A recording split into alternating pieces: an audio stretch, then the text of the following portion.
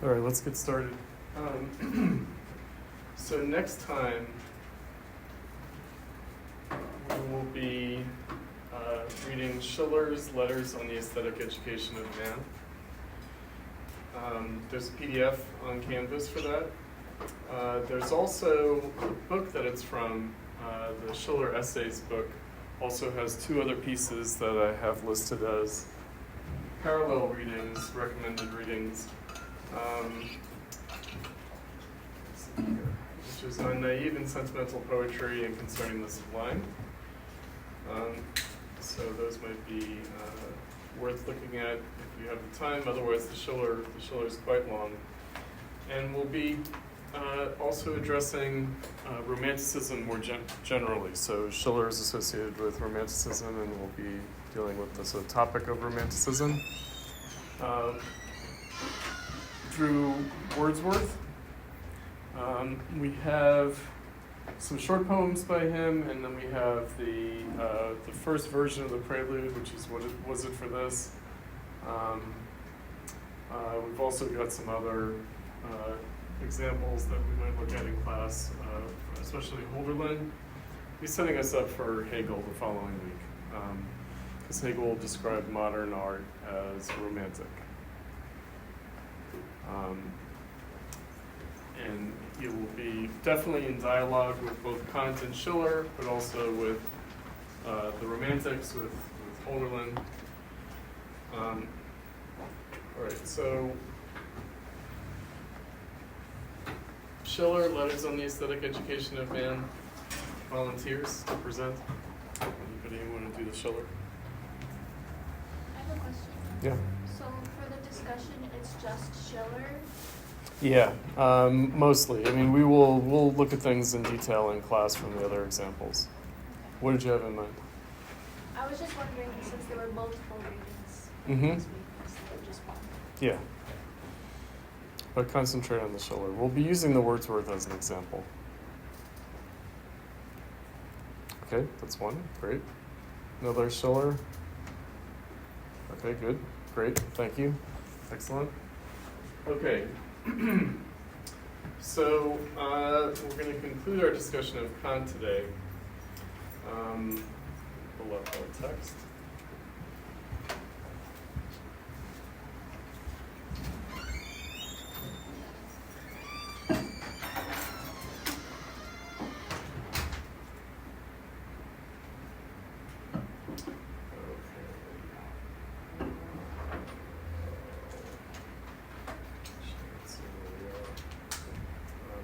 Start with the antinomy of taste, or the dialectic of taste, and then we'll get into the teleological judgment.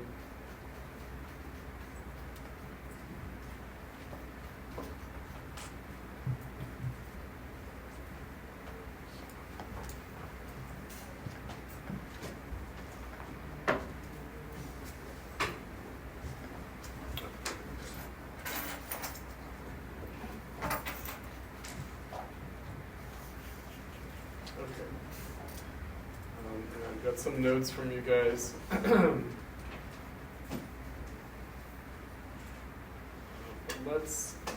just want to review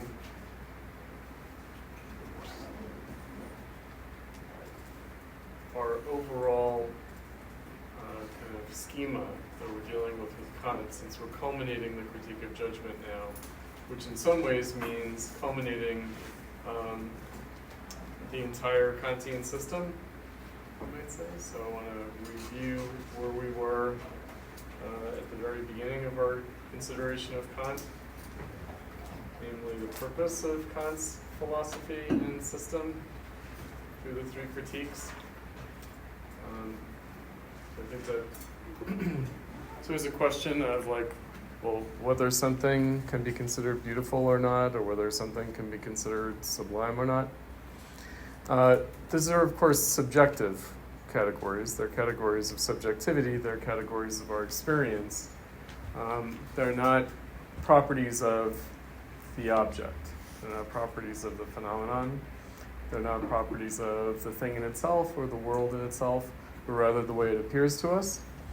And so the criteria really have to do with criteria of our subjective experience rather than with the thing in question, with the phenomenon in question. Right. Very important. Very important.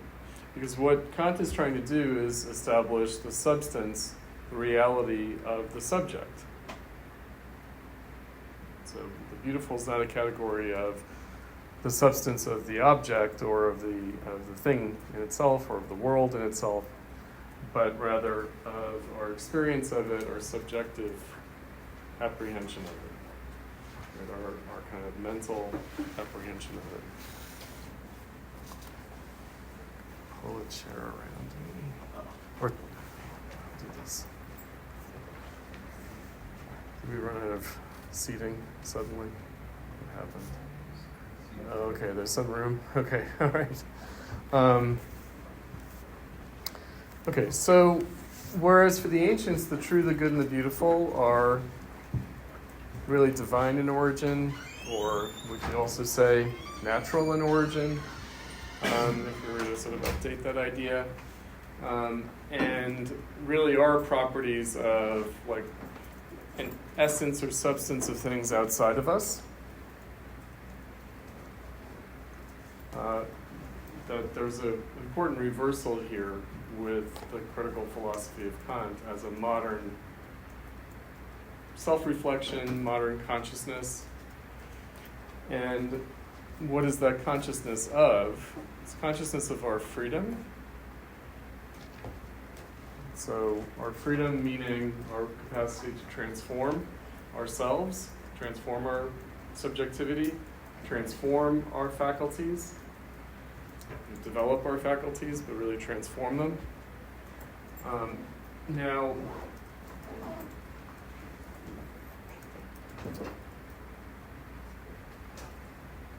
transform what? Transform our concepts, transform our theories, transform our understanding, transform how we apprehend the truth,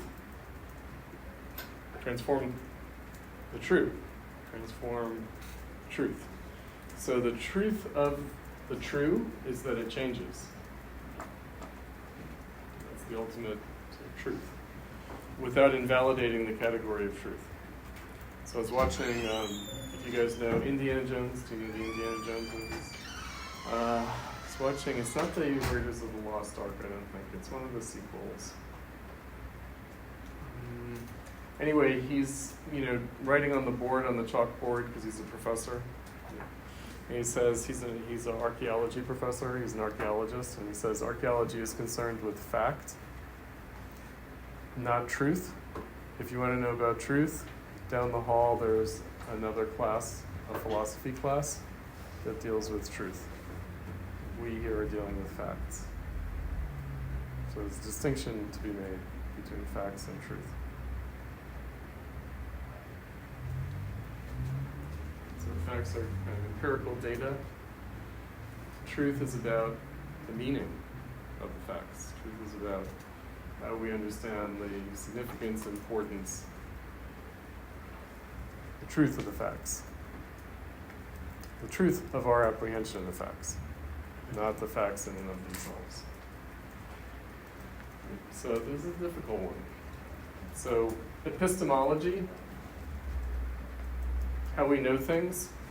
I'm currently teaching another class to PhD students who are starting out a grad program, and I'm teaching an epistemology course.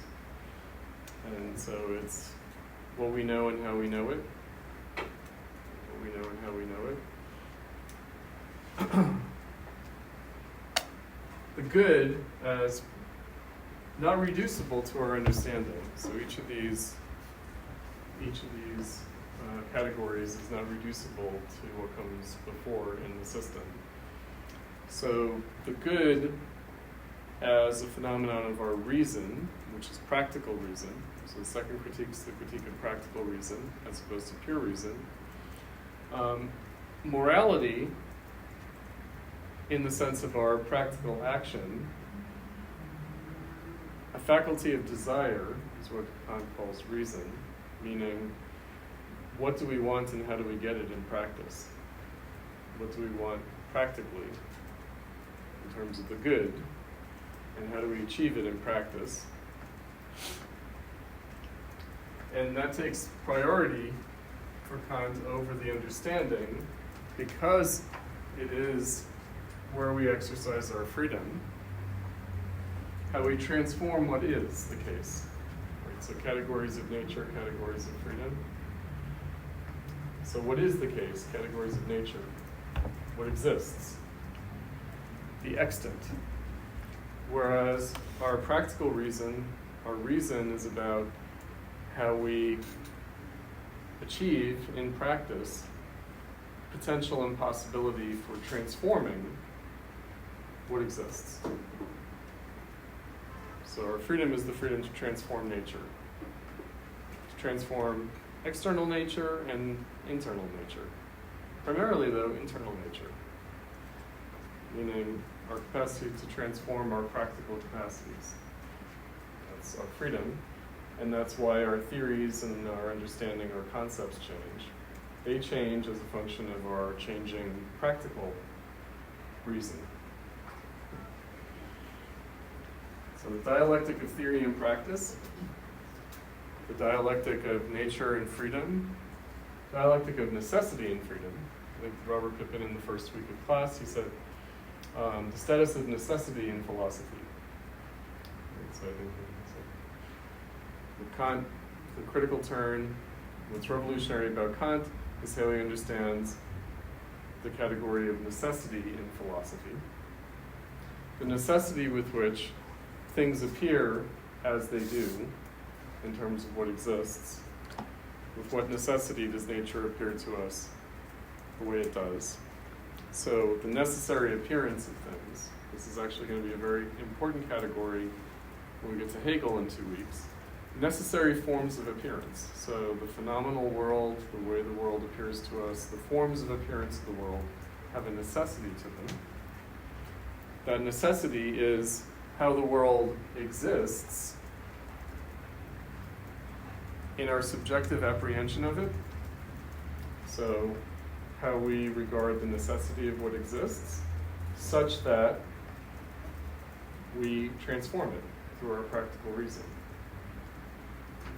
So first, we have to understand why the world is the way it is, at least why it appears to us the way it appears to us, in order to then be able to act in such a way as to transform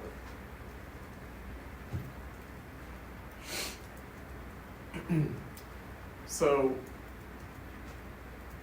ethics, morality, practical reason. Third critique, which we're completing our consideration of today. Third critique is meant to culminate the system of philosophy because it's supposed to explain how we adjudicate this relationship and dialectical interplay of theory and practice in a way that's not reducible to what he's already accounted for in terms of our pure reason, our understanding, and our practical reason, or our reason. And that is the realm of feeling and aesthetic imagination. Now these three things, always keep in mind, because we are coming to the synthesis of his argument now in this week's reading. They're not really separate things. They're aspects of the same thing. Meaning we're always exercising all of our faculties at once.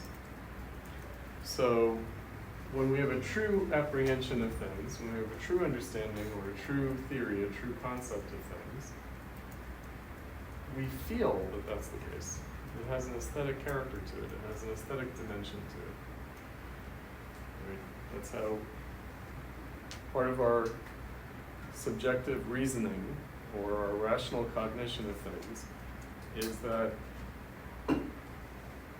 when we feel that we have a good grasp of things, mentally, concept, a grasp of things, gives us pleasure, it feels good. When we don't, it causes us pain. Right, so there's an aesthetic judgment involved in the exercise of our pure reason, the exercise of our understanding, our use of concepts, our theories. Similarly, practical reason. When we exercise our practical reason successfully, it feels good, causes us pleasure. When we don't, when we fail practically, it causes us pain. Without having to cause any like physical pain. It's not like a failure in practice has to sort of injure us or something. But mentally, it feels like an injury, it feels painful. So why is that, right? So what is it about that use of our feelings, our faculty of feeling, and our faculty of imagination? That's what he's trying to get at with the critique of judgment. Meaning all of these things involve judgments. They're not just logical operations. All of them involve judgment. They all are more than pattern recognition, right, where we're training the machine learning, right? The server farms, what are server farms doing? If they're going to suck up all the electricity out of the grid to do, they're just going to do very fast pattern recognition. They're not going to feel anything about it. But we do. So somehow, Kant thinks that this is because we're free in a way that the servers at the server farm are not.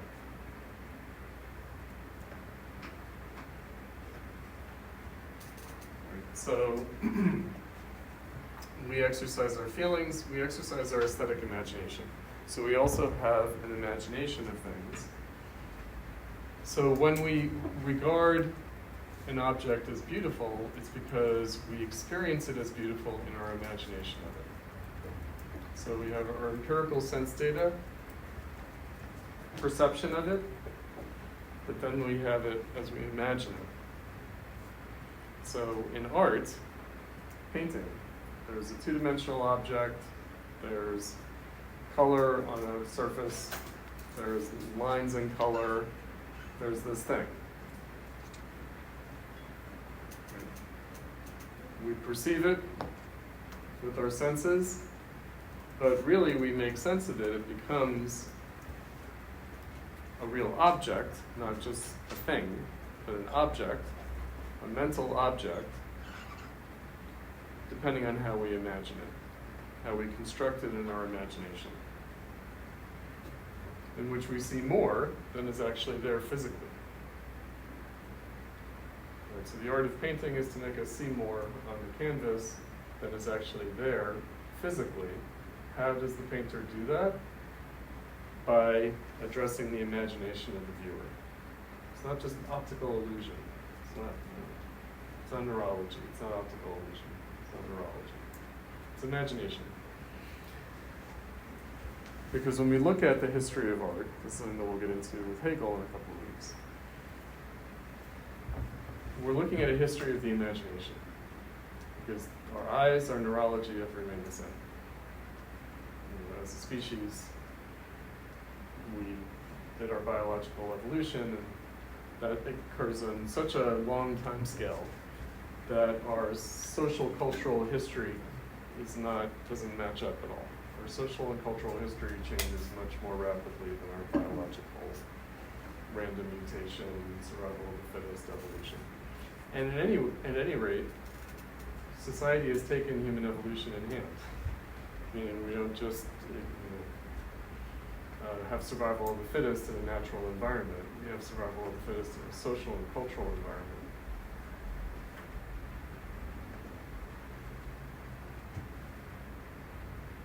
And so that means that even if one were to say that our biological faculties have changed, they've changed according to culture and society.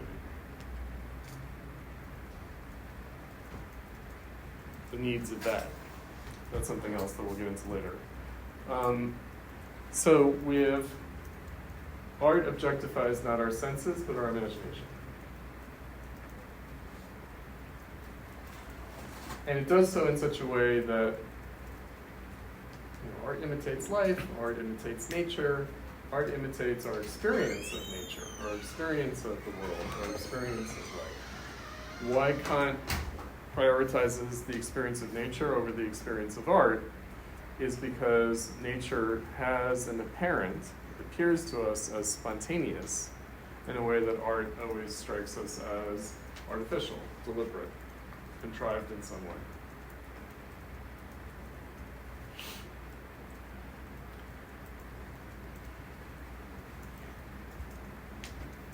Insofar as art didn't seem simply intended by the craftsman or the artist, then there were understandings that the artist was channeling divine forces, God's intention in making the work of art.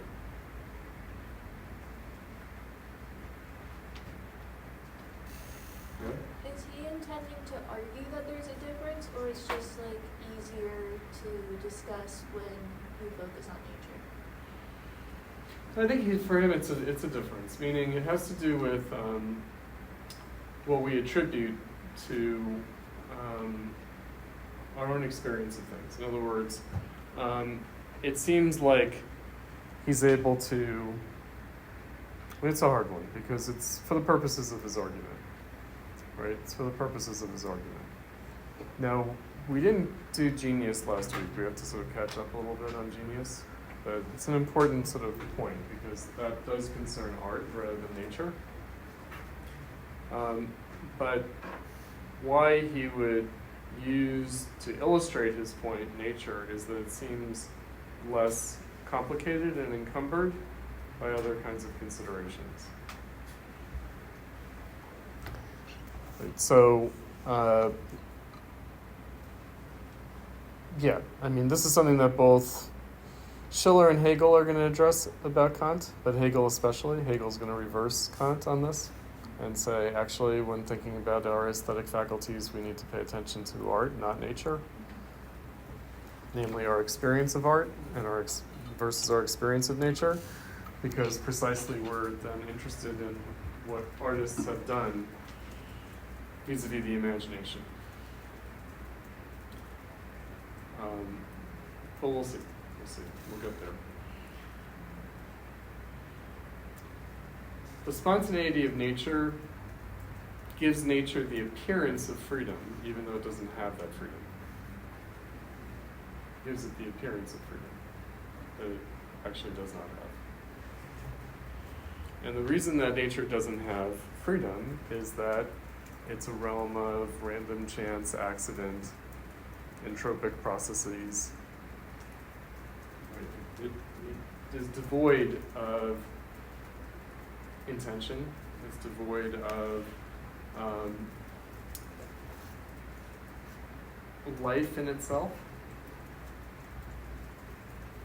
So there are sort of, say, three kind of domains. There's sort of inanimate matter, animate matter, and then intelligent beings. This is what he's going to get into. In terms of the teleological beings, the beings that give themselves their own purpose.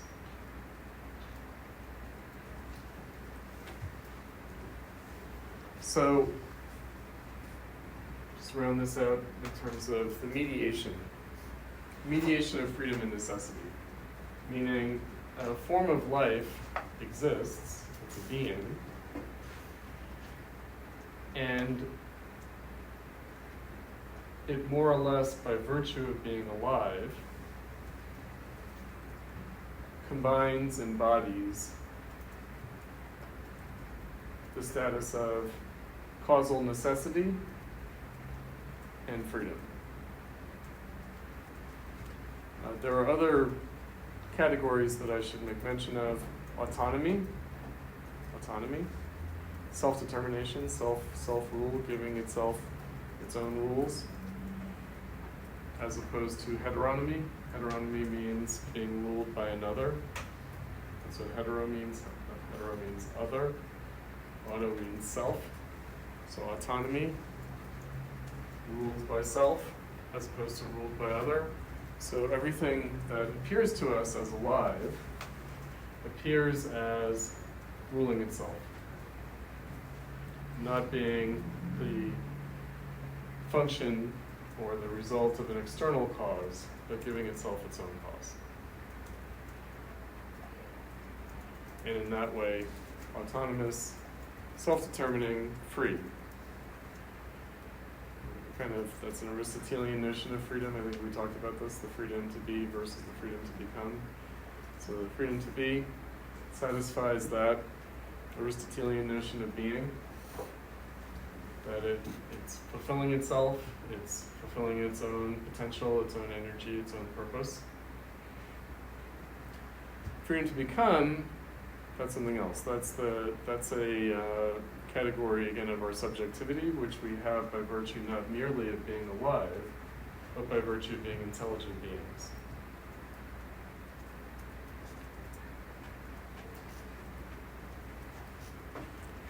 But nature in its spontaneity reminds us of our own autonomy, that nature doesn't have in the same way, but we imagine that it does. We experience it as if it does. All right. Just, because we didn't do genius last week, let's talk about genius. Let's see if I get any first. Did you guys do anything on genius last time? No. Any notes on genius? Ah, is that like an aversion? So first of all, genius, like we have to always demystify these terms. Be very kind of prosaic about the terminology. So genius, Latin word, originality.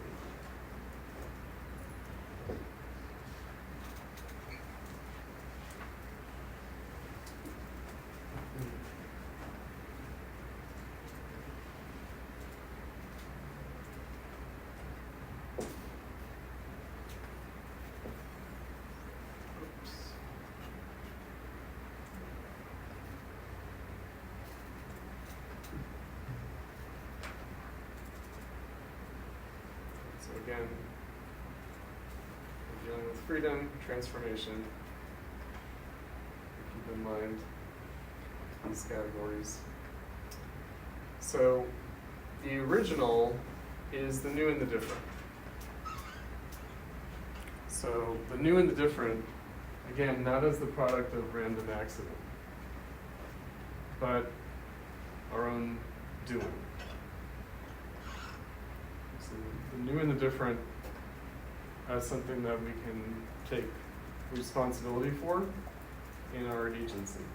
So change, transformation, taking what exists, taking the given, and making it new and different. Taking nature, transforming it. Right, so how does change happen? How does change happen? Through our doing, in our freedom.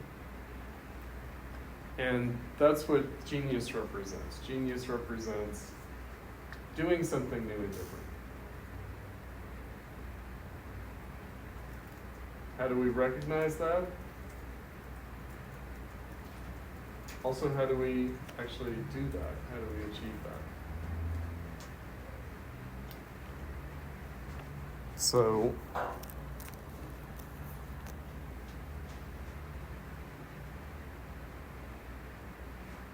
art and science as realms of original activity. Right, so why would art differ from science according to Kant at the level of genius?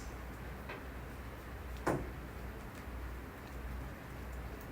make that distinction, let's make a distinction. Sorry, what distinction? Between art and science in terms of genius. Make some small distinction there. Because science is basically pursuing facts and art is pursuing truth. Perhaps. Determinative judgments. Yeah, determinative judgments and reflective judgments. Yeah, so science proceeds more logically, and art proceeds more intuitively.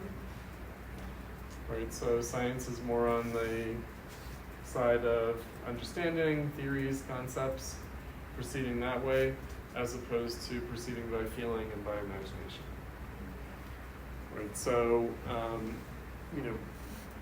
of course, again, these distinctions are only made in order to try to isolate what can't be explained any other way. Right, so a lot of scientific discovery can be explained as a logical process.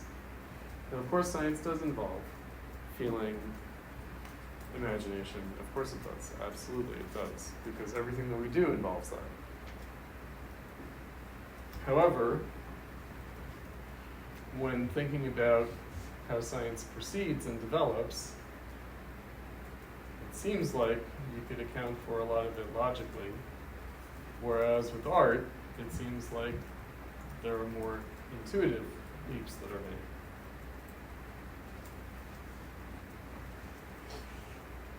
Right, art that, proceeding by its own logic doesn't really produce works of genius, at least in the way that we judge it, in terms of how we feel about it.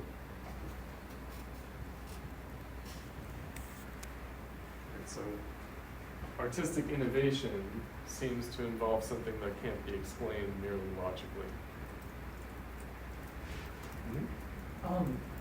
When I was reading the stuff about genius, I was wondering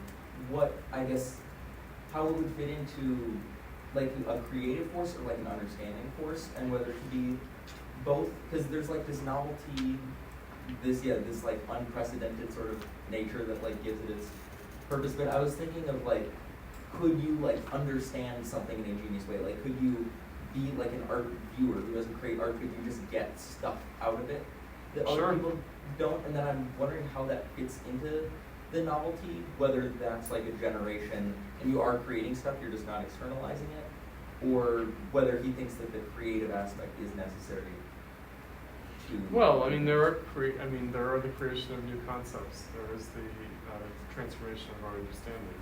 There are theories. That's true. Right. So that can, we can see things in new ways. Absolutely, of course. Right. But again, when he's thinking about it as, artists don't just proceed according to some understanding. They also exercise practical reason. Right. Again, judgment as the missing piece. Right. So, and again, any new way of doing things, any new practical way of doing things is original. It is demonstrating our freedom. It is about these intuitive leaps that people make. But art is a pure example of it that can't be mistaken for any other process of our faculties. So, on this question, so on page 186, he gives kind of he says genius is the exemplary that's the key part, the exemplary originality of a subject's natural endowment and the free use of its cognitive powers. So kind of what we were saying, as long as the free play of the cognitive powers is happening, then it can rise to the level of genius if it's exemplary. And that's where I sort of have a question, this idea of exemplary. Unless I missed it or kind of forgot, I'm not really sure how he's how do we know if something's exemplary? What is an indication that something's risen to the level of genius? Because exemplary is put out as this, I think, undefined term, unless I missed a concise definition of it.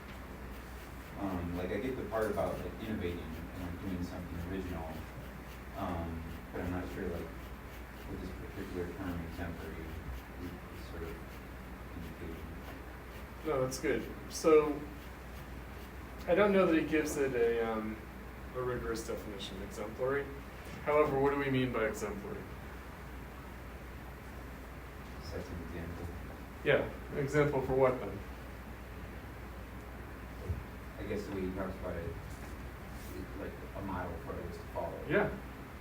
So not all artworks are works of genius, but those that are tend to be influential for what comes after. They do serve as an exemplary kind of model. So that would seem to suggest that you can't know something is exemplary or genius until it's circulated in the world. But genius is not in the experience of the thing, it's in its That's right. I mean, he's not getting into the fine details in the way that Hegel will. Hegel will actually address like how and why it is that art needs criticism, theory, philosophy in order to be itself. Like why artists might need criticism. So I think on the first day of class, we read the Susan Bookmorse, and she said, artists' work is to sustain the critical moment of aesthetic experience, and our work as critics is to recognize it. And without that, actually, art is impaired. Like without the theorist, the critic doing their work of recognizing how the artist has sustained the critical moment of aesthetic experience, then art might suffer, right? And so that's part of her caveat in that piece. So she's writing to the premier postmodernist art journal, and she's saying, you all are kind of messing it up for artists. You're driving art underground. You're making it go unrecognized through your cultural categories, where you're liquidating art precisely as a critical experience. Right? That's, you know, she's being polite. Right? She knows she's in enemy territory. She's like, homos, what do you do? What do you do? Can we, she says, can we do it under these disciplines? Can we do it under these theories? Right? She's got this kind of snarky, like, oh, poetry art, blah.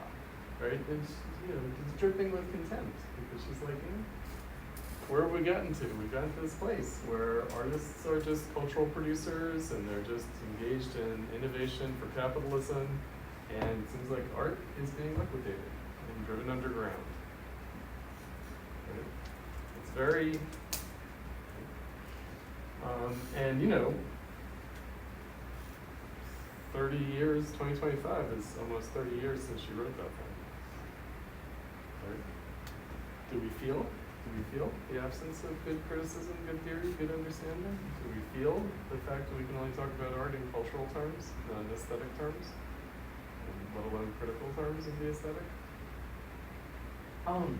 I guess to take what he's saying, where there is a socially conditioned element to genius, can you extend that to saying genius is whatever the sort of spirit of like the society thinks is genius? And Sure. but then do you lose something by not having like some sort of, I mean, I guess it can self-transform because it Yeah. can self-transform. What do you mean, without an objective criterion? Not that necessarily it has to be objective, but I don't know if there's something lost.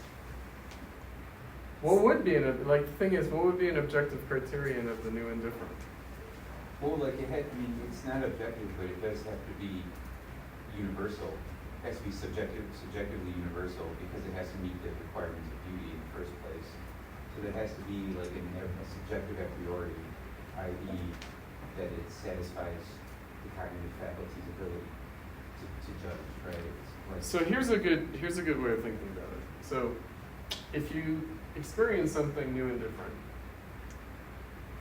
that doesn't fit your pattern of past experience, why are you able to make sense of it at all?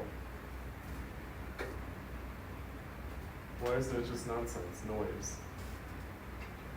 And you know, we do have this experience. I think, did I tell you guys I took my friends over to the museum a few weeks ago, a couple of weeks ago? Did I mention that in this class? And I mentioned it in my other class.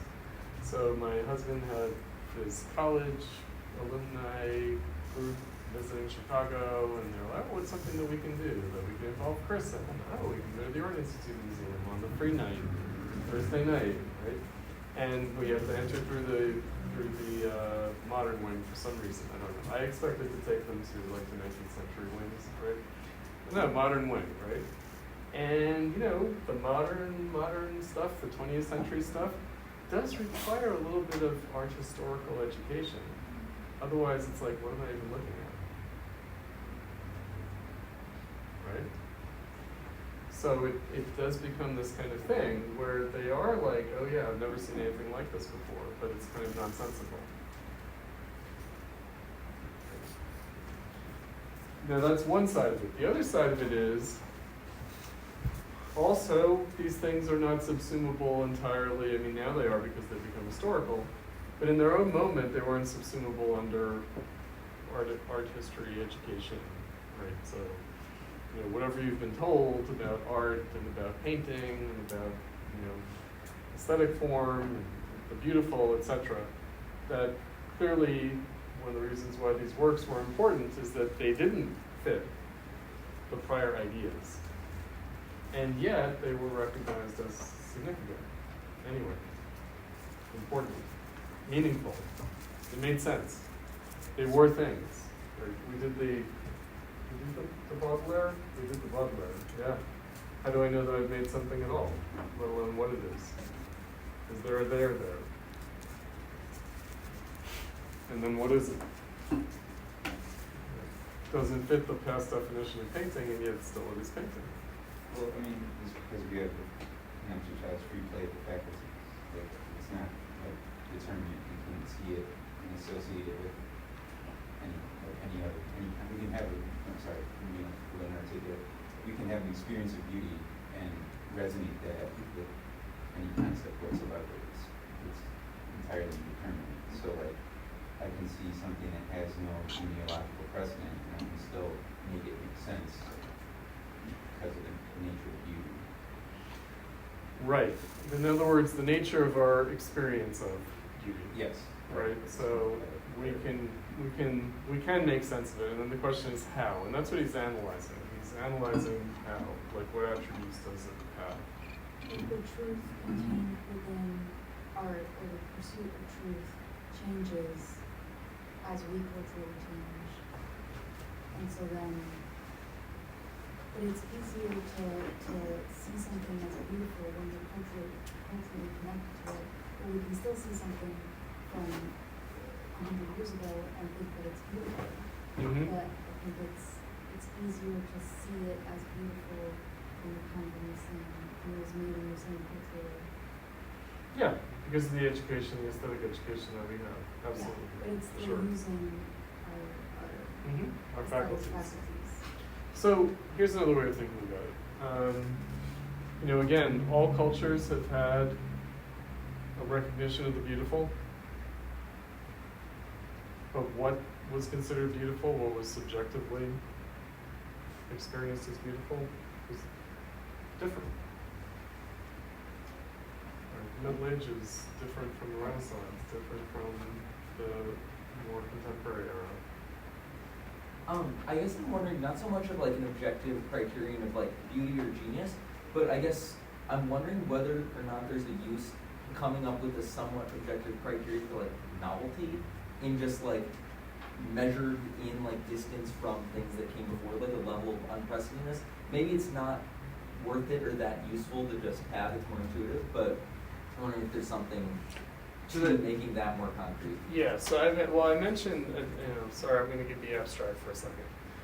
I said when I first introduced this, it's very, very, very, very, very difficult for us to think these two things at once, continuity and change. No joke. It's very difficult for us to think those two things at once. There's a contradiction. Right? There's a dialectic.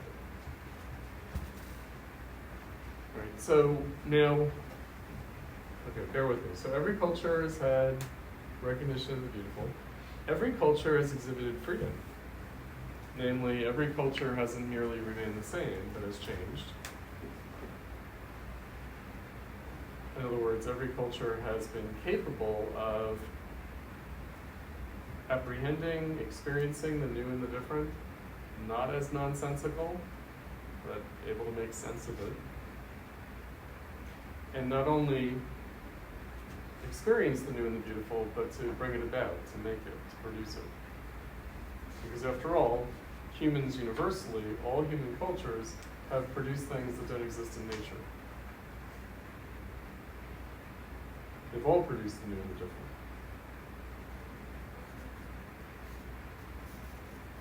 And they changed. Right, so this is a universal category, genius. It's universal because humans have always been capable of it. Even though the form that it has taken has been different over different cultures, different historical periods. Nonetheless, it's universal to intelligent beings, us as intelligent beings. Right, so we can all recognize originality. If we couldn't, then cultures would never change.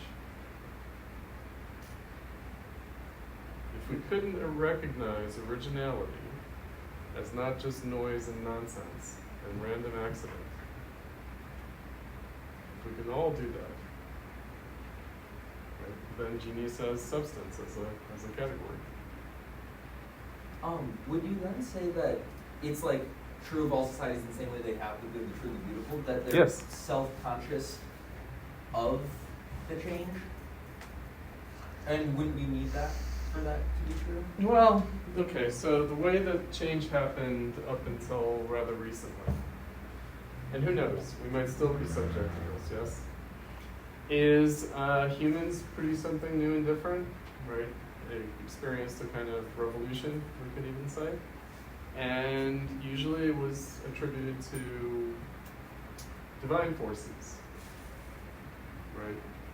God sent his only begotten Son to create a new covenant. God sent the Archangel Gabriel to speak to Muhammad. Yeah? No. Right? So, no, Muhammad did it. But it's like a divine act. You know, because what is the most divine thing? Freedom. Freedom. Freedom is divine. Right, so it's only recently that we might be able to begin to recognize, just begin to recognize. But actually this isn't the act of the gods or God or the divine forces, but it's something that we ourselves are doing.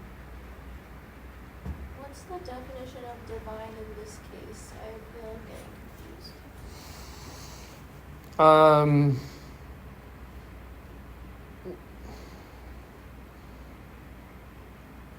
Like this kind of creative intervention into the way things are, you know, like a divine act. You know, like Of God or some supernatural force, meaning something that isn't merely explicable through like, you know, nature. Let's see what the etymology of divine is, shall we? But isn't the divine just in this case kind of a placeholder for the part of our brains that we can't prove or understand fully? Part of our brains, I don't know. Or like, but that's what we're... Oh, it literally means God, act of God. Divine means act of God. I thought so. Right? So, act of God. An act of God, meaning it just happens. I was actually just teaching my epistemologies course about how anomalies and events, you know, how we started out culturally, you know, thousands, tens of thousands of years ago, that, you know, there's like ordinary life and then something happens and then people are like, why did that happen? Oh, it must be an act of God.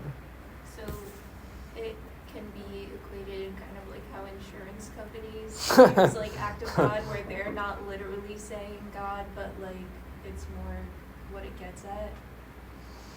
Okay, so it's God, I don't know. Like, in other words, I have no idea what you guys, when I say God, what each and every one of you, what happens. I don't know what goes on in the brain with that word, right? But let's, because I was talking to Zani about this, I think, right? Let's demystify. Demystify? What is the rational object of the concept of God? Meaning, when we say God, what are we thinking about? Because serious theologians, whether in the Abrahamic traditions or in any civilization ever, any culture ever, it was not literal. It was not like in the Western tradition, a white-haired guy in the sky. That just no serious person ever thought of God that way. No. That's like a layperson's kind of whatever. It's like whatever. But no, right? So what is the rational object of the concept of God? Simply that there is this force that's greater than us and greater than our understanding and greater than, you know, our doing, apparently. It appears to be. Again, supernatural, not natural. The divine seems really ambiguous with Kant because like his proof of God or his argument for God is really kind of this like very speculative. Well, how about this? All cultures ever have believed in divine forces. All cultures ever, always, have believed in divine forces. It's universal.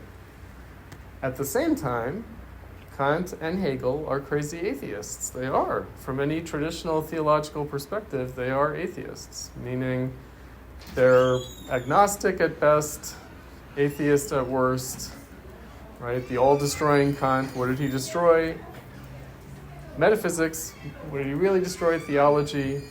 And, he basically just completely separates God out. He says, I think his essay is on God is, it's a matter of faith alone, not reason. Meaning there is no philosophical justification for God possible. Even in Here. here. Sorry to go back. No, go ahead. On this question of genius, I found a passage that might kind of at the point of your question on page 187. He kind of offers some qualitative meat to chew on what is genius. I won't go through the whole paragraph; it's a little long, but just one sentence, for example, 189. 187. 7. Okay, so. The courage to retain deformities has merit when managing the system and wholeness of expression, and in general, some deviation from the common rule is entirely fitting for a genius. So he doesn't give a concise definition, but he's giving he's listing attributes. Yeah. So you can kind of suss it out. And then towards the end of that paragraph, he starts to talk about the difference between method and manner. We call that method is what's kind of transmitted, and manner is the deviation from that. And then there's kind of high and low types of mannerism. I guess the genius should be higher. Okay. Yes. Well, meaning he does think that the account of genius has to be something other than irrational. Right? So in other words, we can cognize this concept of genius. Right? So, and again, because it seems to be a matter of freedom, not just a divine intervention. So genius is not an act of God. Now he talks about it as a kind of combination of things. So it's a combination of nature and freedom in the way that anything that is a phenomenon of judgment is. Namely, of course, people who are geniuses seem to draw on talents. Right? That might be just there. That might be natural. Although it's hard to say. Right? It's hard to say what the source of the talent is. So then, nonetheless, there's an act of freedom involved. Meaning, talent is kind of inexplicable at a certain level. And so he doesn't want to leave it at the level of a random chance accident occurrence. He wants to say that the artist is doing something, is engaged in an act of freedom, and not just expressing their innate talent. And so it's talent, it's education, but it's also freedom. Right? So there's sort of innate talent, then there's skill, there's education, but then there is an act of freedom involved. How does freedom relate to, he dropped, in this same section, he drops the term, he's talking about a little bit, had to spirit.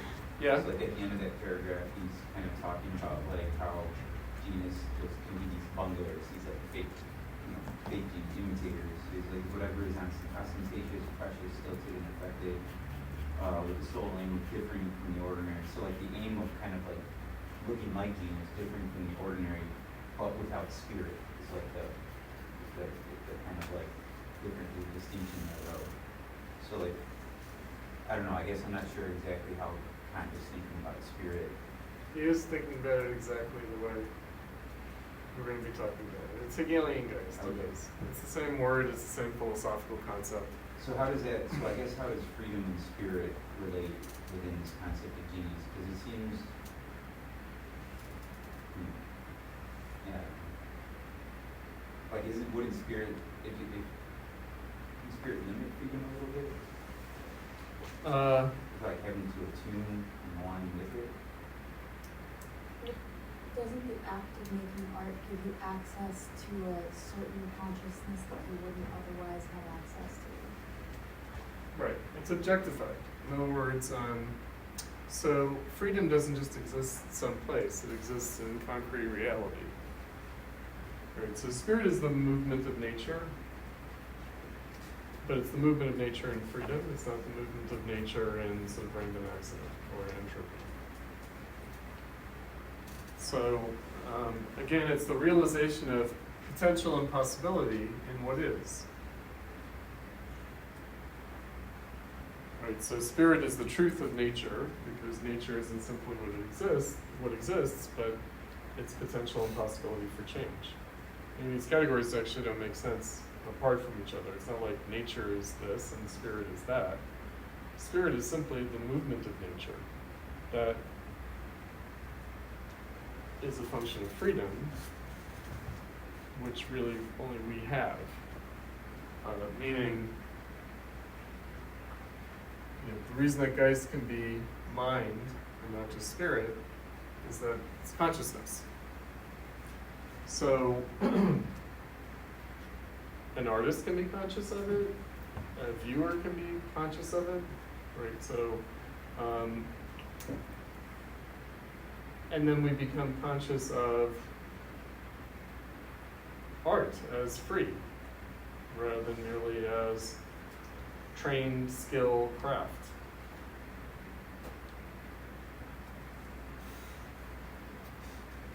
Right, so it's that becoming, that change, that transformation that makes us conscious of our freedom. It feels like the spirit or Geist is kind of like alluding towards, like, I think Marx calls it like the species being of Sure. this like sort of like organism that in of itself is made up of like all the different people, but has its own desires, or you probably say has its own freedom and also has the ability to transform itself. But then I'm wondering whether it is like the spirit and like is just the sort of sum average collection of all of the free choices of the people within it, or if it's something else. Because if it is just that average, then I feel like it gets into some weird like great man theory where individual geniuses take like these outsized proportions of like affecting Geist compared to everyone else. There are great people. All cultures ever have celebrated great people who have done great things, that have changed things. I mentioned too, Jesus and Muhammad. Right? But would you say that the Geist is just the sort of average or like summation This of... is Rousseau. So we know that Kant was influenced by Rousseau. We'll get there in the fullness of the course, but let me just say this. So it's the general will. General will is not reducible to the majority will or the aggregate will. It's not the average will. It transcends the aggregate will of the people. So that's something else. So that is Hegelian Geist in a social political sense. Kant's not dealing with that explicitly, right? He's dealing with it in terms of, okay, art is a cultural practice. Clearly it's a cultural practice. How does change happen in that realm? So cultural practice means you have a model to follow, you follow it, you repeat the same thing, right? And largely that's what's done. Right? Largely in the realm of art, there's a lot of repetition. There's a lot of conforming to type. But occasionally there are works of genius. And again, why don't we just say that's an error? Like it's not fitting the pattern, therefore it's an error. Right? Why? Because all cultures ever have been able to recognize that's not just a mistake, because it doesn't fit the pattern, There's some that's genius. continuity there that somehow recognizes something that was So it's It's unrealized. Yeah. So it seems like Kant's system is like coherent in its time, but it would be like wholly unprepared to accept like the bifurcations of modernism, right? Because like Maybe. you can't have two branches forming, right? Or you can't have multiplicities of like, Why not? well, because, well, okay, why not? Because of the relationship between manner and method, right? Like it's a pretty tight, it's like a tight dialectic. Like it's not like, he's not suggesting that the genius is gonna like jump completely off.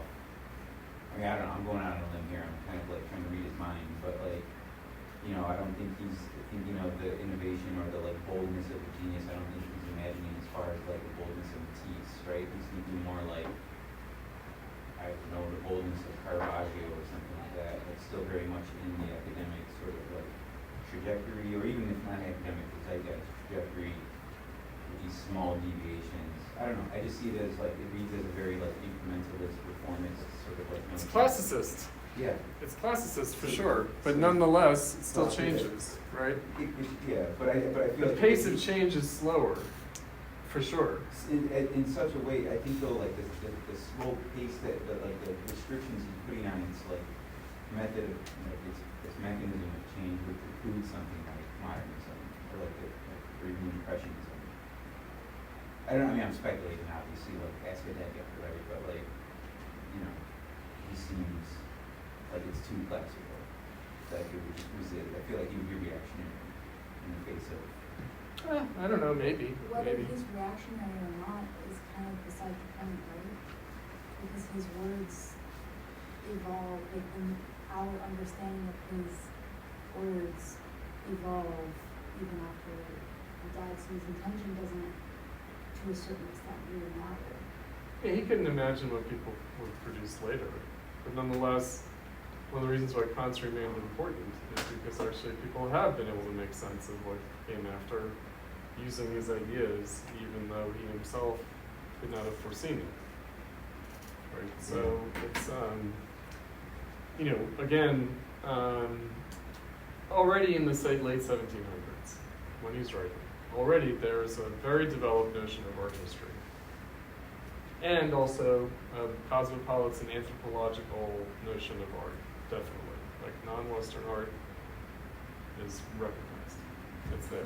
It's part of what's experienced in the culture.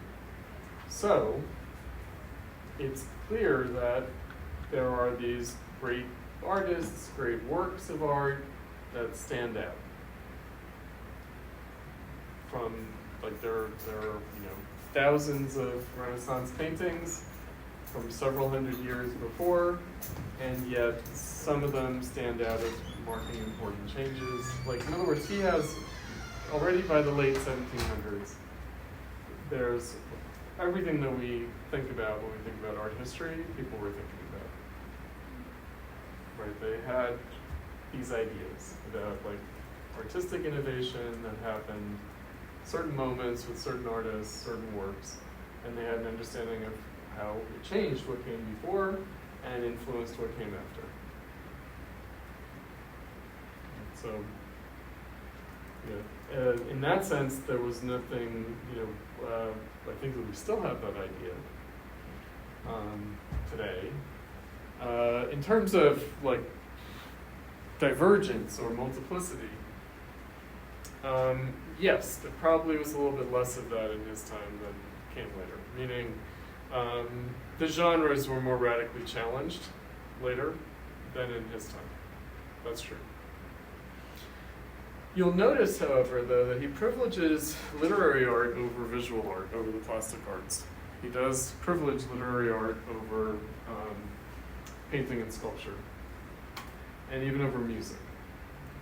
Right? And so he talks about, you know, poetry, literature, literary art, because, in fact, more radical things are recognizable there. Like, in other words, there are major changes in that realm.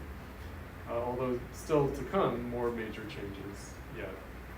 However, so because he thinks that it's capacities, the reason that he puts literary art over the plastic arts is that he actually thinks that the capacities of literary art are greater than the capacities of plastic art. Capacities for pushing the envelope, change, genius. Like, that's the point, right? Because they involve all these different things, right? Because they involve like this tension between concepts and feelings, right? And intuitive imaginings. Because then wouldn't like evolving modern notions of like something like architecture, would that bridge between the sort of logical and emotional feeling based thing, like with like Mies van der Rohe architecture, that's both like very conceptual sculptural architecture, but also very engineering in that sense. And like, would he refute something being able to be both like a scientific genius and an artistic genius? No. Again, the point of him using certain examples is that they're more clearly demonstrating something that can't be explained another way. Right, so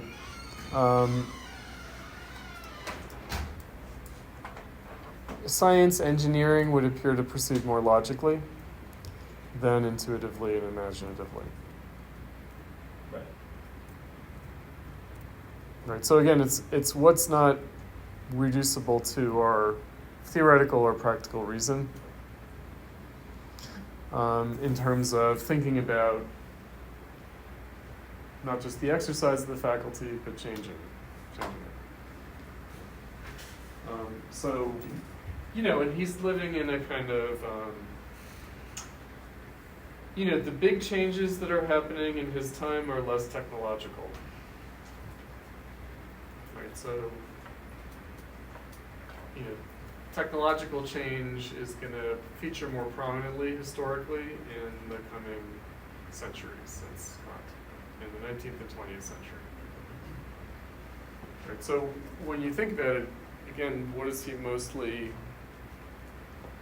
kind of thinking about, criticizing?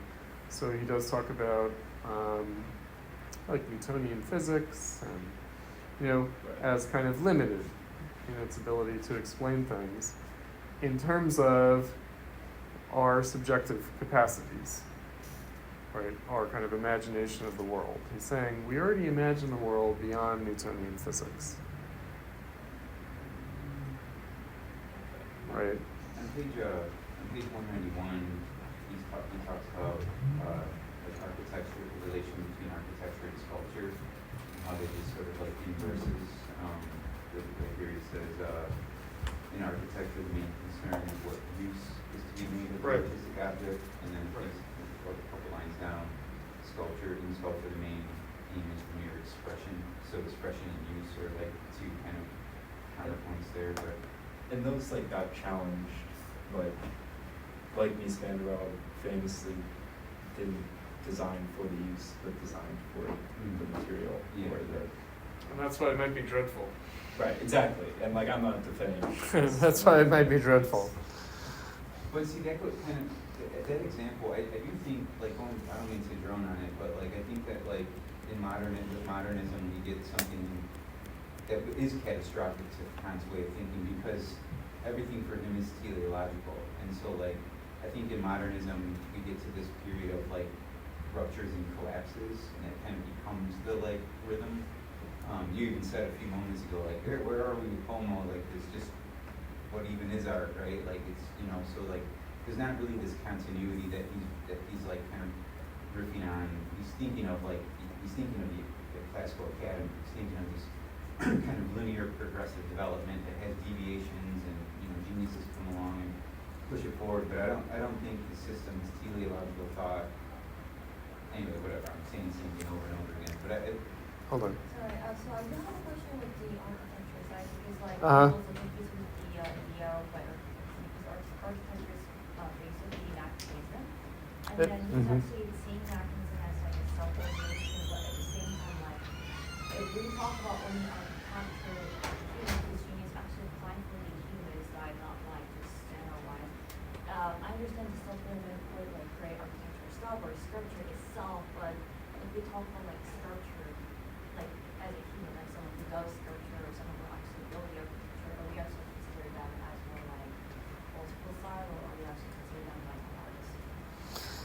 So again, it goes to autonomy and heteronomy, right? So architecture is ruled by another principle, right? Architecture is not done for its own sake.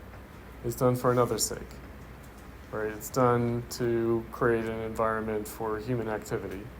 Sculpture, by comparison, is done for its own sake, right? We need architecture. We don't need sculpture in a physical sense. We don't. We only need sculpture in an imaginative sense. And architecture is not driven by the needs of our imagination, but by our practical needs. So it's it's the difference between the applied art and the pure art. There are meaningful distinctions to be made here. Again, postmodernism has tried to collapse all this in order to barbarize us and submit us to capitalism. That's what it's been doing, right? It's made everything super Philistine. Well, what's the use of that? Well, no. No, right? Nobody needs art at all. Zero practical need whatsoever. There's no practical need for art. None. There's a overwhelming practical need for architecture. We can't live without architecture, right? Humans have needed to shelter themselves forever, right? So they've needed architecture, art, and yet, humans have always made art. Humans have always made sculpture. We don't need architecture to the point that it is. What do you mean? We don't need this architecture, like Mies van der Rohe? Like, we don't need architecture to be beautiful. We don't need architecture to be beautiful. Yes, we need it to be pleasant, but not beautiful. Pleasant how? Hmm? Pleasant how? Well, we hope that our architecture doesn't cause too much cognitive distress and drive us insane. It probably does. But the needs of capitalism overrule that. So we have to be hamsters in the maze and just live with it. Right? In a way that humans probably operated more organically with regard to sensibility, whereas now it's like, we need to have this much percentage of income realization in this much space of this real estate, right? So, yeah, remember the world that we live in is pathological, certainly ugly. Unaffirmable, pathological, certainly ugly. Robert Pippin, first day of class. Like, to keep everything that we established in mind. Like, there's a consensus since the middle of the 1800s, a consensus that the comprehensive form of life we occupy is unaffirmable, pathological, certainly ugly.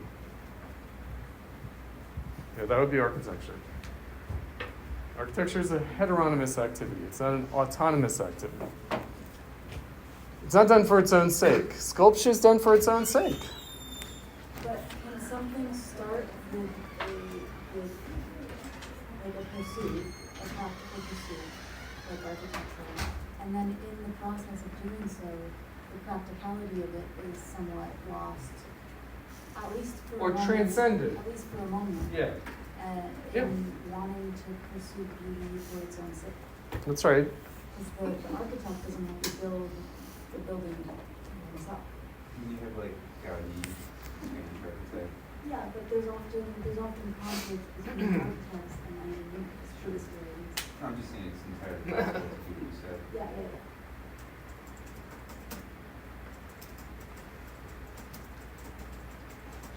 We're talking about need, but like we haven't really like said what the nature of this necessity. Like, for instance, if it's true what Pippin says, everything is unaffirmable, blah blah, and ugly, then like maybe under those circumstances, art does become a necessity, right? So we don't like kill ourselves. And, like, I mean, in quite in like that seriousness, like the idea of a need, right? Like, are you talking about calories in our bloodstream, or are you talking about like happiness, right? Like, Beautiful is not a category of the culinary. What's that? Beautiful is not a category of the culinary. No, I know, but when you talk about, But we have to think about why that is. But Why you said food you- can't be beautiful. well, but like shelter, right? You said shelter Uh-huh. we need, but like sculpture we don't. Right? I We think aren't it's- just physical beings, we don't just need Right. physical beings. That's right. We're spiritual beings. Oh, all cultures have recognized, all cultures have recognized that we're not just physical beings. We're spiritual beings. Do we believe that anymore, or have we animalized ourselves to the point where we contradict all human culture ever? Maybe. Well, I think that Maybe. there's a reason that a lot of people commit suicide. Yes, absolutely. The modern world is a world in which common people commit suicide in a way that was not the case for thousands of years. For thousands of years, the only people who committed suicide were aristocrats and clergy people who basically wanted to die before blaspheming or die before dishonoring themselves. But common people, peasants, didn't kill themselves. No. Not out of existential despair. Maybe So because... they still felt connected to, Yeah. they suffered, but they still felt connected to their soul. That's right. Well, this is something, by the way, we'll talk about when we get to Nietzsche.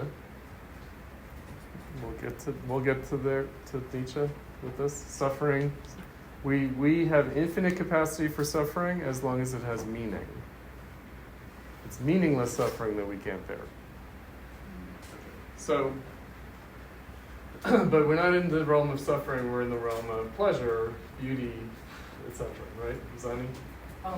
I guess like what all this does, if we take art to be like a need rather than this thing that's sort of just extra, right? Or like this like spiritual fulfillment. I mean, but it is a spiritual need. But if we take it as this thing that goes beyond survival, I guess, I think that Kant's sort of ideas of like in the very first section of like pure versus conditioned beauty kind of fall apart in that when you look at something that's beautiful, it's not acting in spite of its function, it's actually just fulfilling its function really, really well in a conditioned way. That function is just to be looked at and enjoyed. That's practical elegance. That's different from the beautiful. In Kant's concept. Or that I guess it fulfills its function of giving you the aesthetic experience of the beautiful, but that It's efficient. itself is still It's efficient, elegant, and functioning. It fulfills a practical criterion more than having the pleasure for its own sake. But I guess what I'm saying is that's art too, because that pleasure Sure. for its own sake is what both of them are saying Yeah, but is like a need. well, but you gotta be real careful because the way you articulated it, you introduced an interest, right? Like it's for something, like it does something. That's why It's heteronymous. Term efficiency. Heteronymous. But I was following. But it does do something in give you that thing that you can't find anywhere else. But that's just describing it in the context of capitalism, where someone desiring it like is needed in order for it to be purchased. But in the making, like that's the soul of it is lost, and the soul of it is Yeah. lost. No. I agree with that. I guess I was trying to describe the way in which when he was writing it, it feels logically consistent in a way that now feels hard to grasp because Because we've of lost the way we contact are with our freedom. now. Yeah. Because we've lost contact with our freedom. Because we become soulless mechanisms. Enslaved to the algorithms. So we're trying to like produce a formula of what will give us something that we, to its colored lost. Potentially. I mean, we should at least be haunted by this idea. Meaning, the plausibility of Kant. It's plausible, it's implausible. We have to think about how it's plausible, how it's implausible. And yes, all art is conditioned, right? And yet there is something about art that can't be entirely explained that way. Right? So again, not reducible to. So there's a philosophical problem. Meaning there's something that hasn't been explained. So that's what philosophers try to do. They write something, they feel the need to write it, They're not just thinking for themselves or whatever. They think, I'm making a contribution to philosophy because there's something that hasn't been accounted for yet. Right? So there's something that hasn't quite been explained. And yet, again, if we recall with Kant, he's trying to explain common sense. So something that we know, but we haven't explained. So we kind of know, but we haven't explained. So, yes, heteronomy, autonomy, all these distinctions are potentially distinctions of degree and not kind, we could say. Like when something transcends and then it doesn't entirely leave behind its basis, but it transcends the condition. Right. So the reason I brought this up is that I forget who the architect is, but this is like architecture before Mies van der Rohe. This is architecture before World War I. This is architecture before Bauhaus, before International style. So there was Art Nouveau, playful aestheticism, like just doing it because you can, right? And it's engineering capacity demonstration, but also it's just beautiful for its own sake. It's looking to nature for inspiration instead of classical references. It's Yes. and it's mixing the applied arts with the fine arts, Right. which was later the ethos of Bauhaus. It was.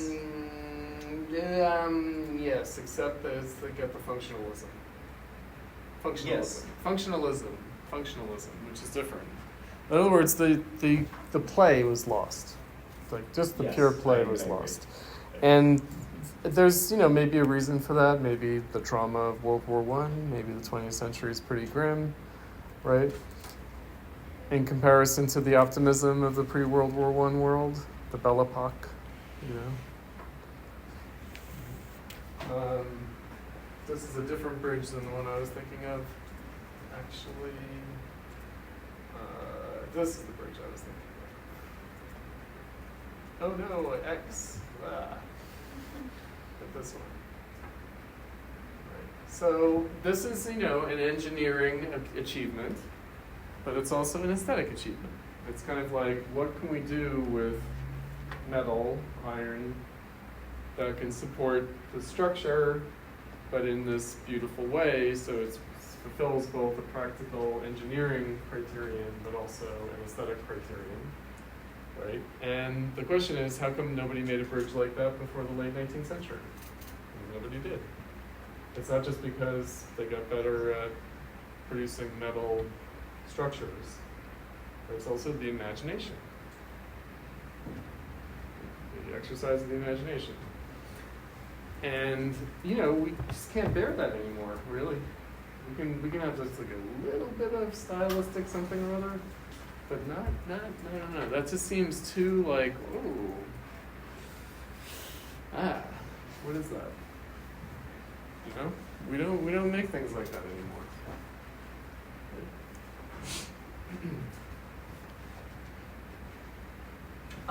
In that case, how much of that, this is like an unanswerable question, but I guess how much of that is like this like deistic spirit of people being less inclined to create that, and how much of it is like more direct profit motive, like cost cutting, like we don't have time to spend time designing? Yeah, they could afford it. I guess, does it matter? Or? Yeah, it's not that it's not affordable. It's easier to make now than it was before.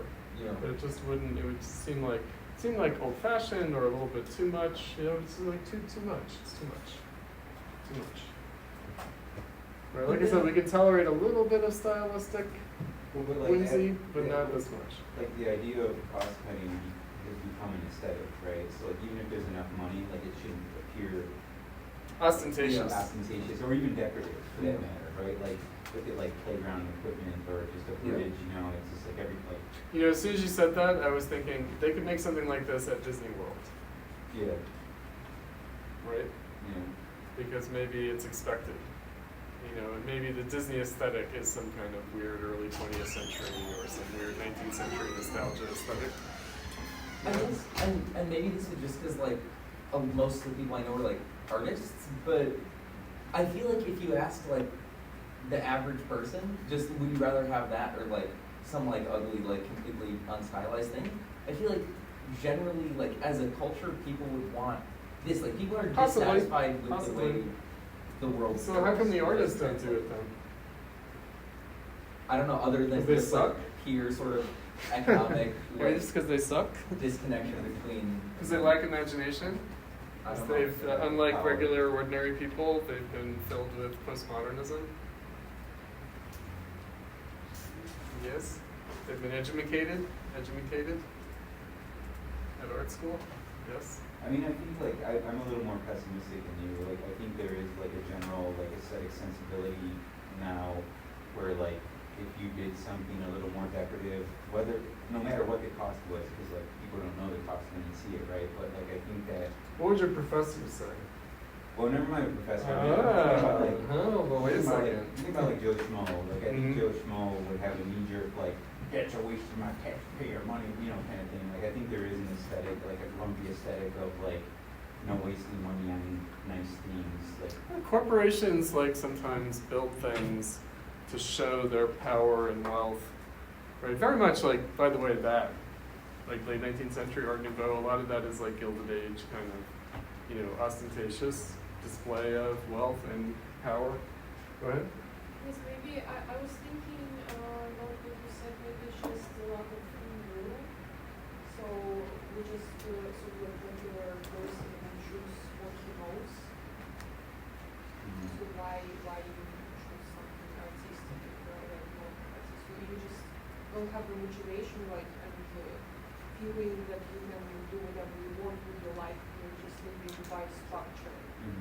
So yeah.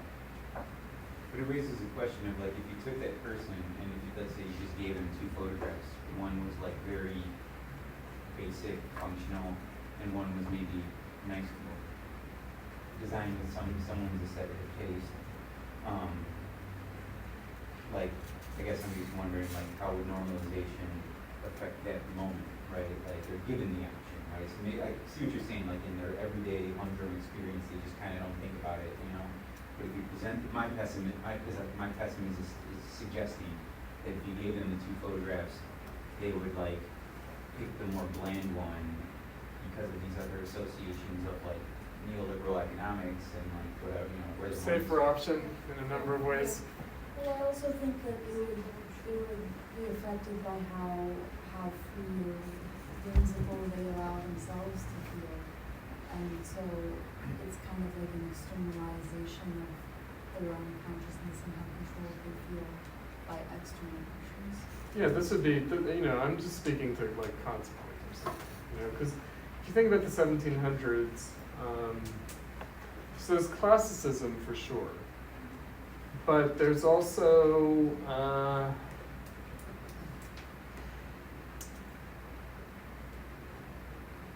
there is a little bit of playfulness with the art of the 1700s, the Enlightenment.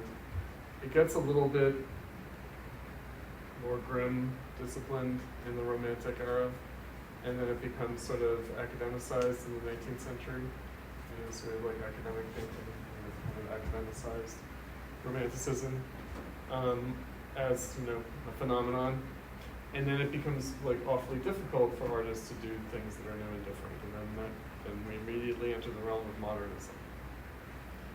Right, so like Manet, the Impressionists, like it's like kind of, you know, becomes very peculiar. And you know, so who's the artist that I have in mind? That's like the 1700s. Like a kind of, you know, the frivolous hyper Like Rococo? yeah, Fragonard is one. And I'm thinking of, Bouguereau maybe, like the, who did the satyrs? The satyr and the nymphs. He's 19th century, right? Yeah, he's more like academic. Right, Rococo.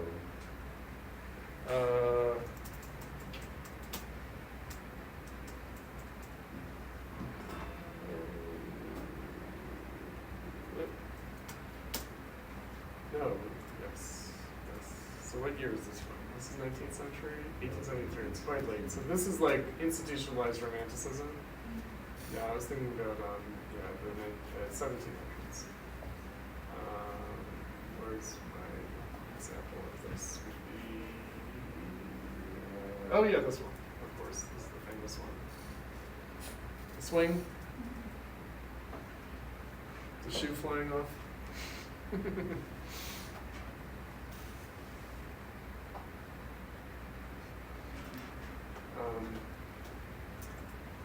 All right, so genius. I don't know if we did that justice or not. So let's take a short break, and then we'll come back and get into the teleological judgment.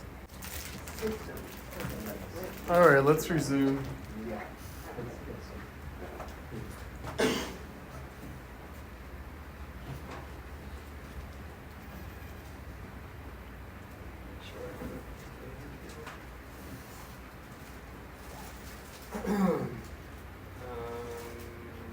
Okay, so we've got Mark and Andrew.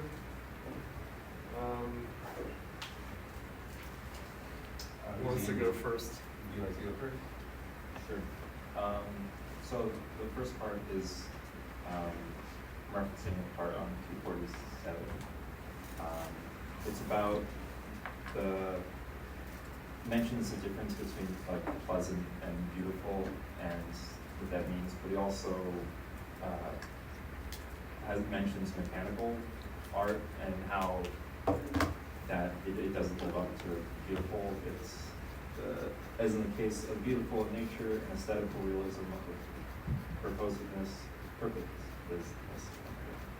cannot be perceived by sensations, for the art would only be pleasant, not beautiful.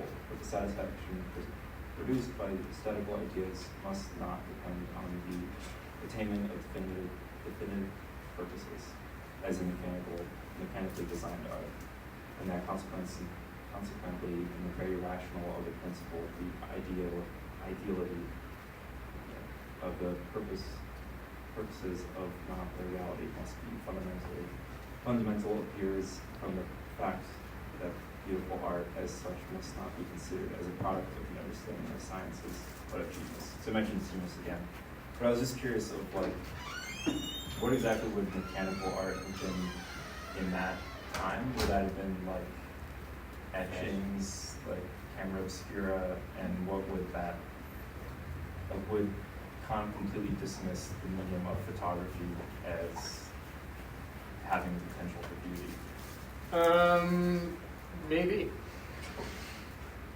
Maybe.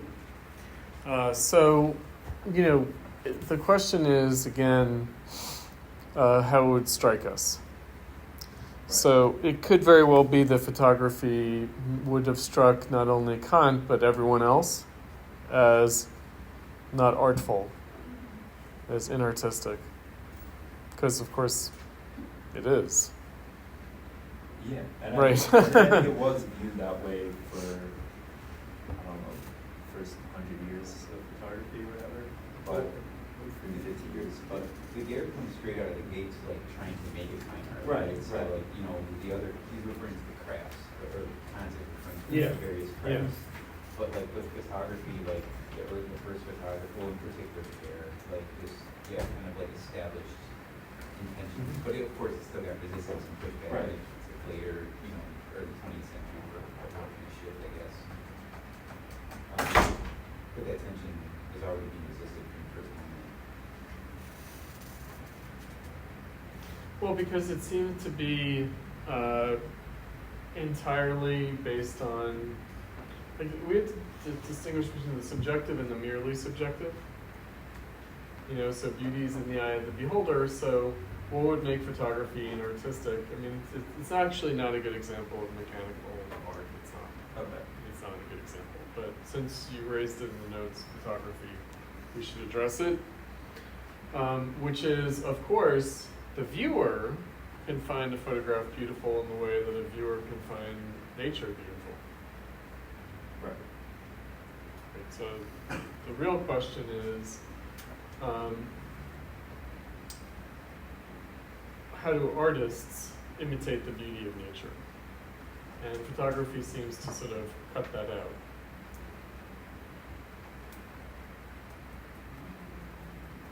Well, is it?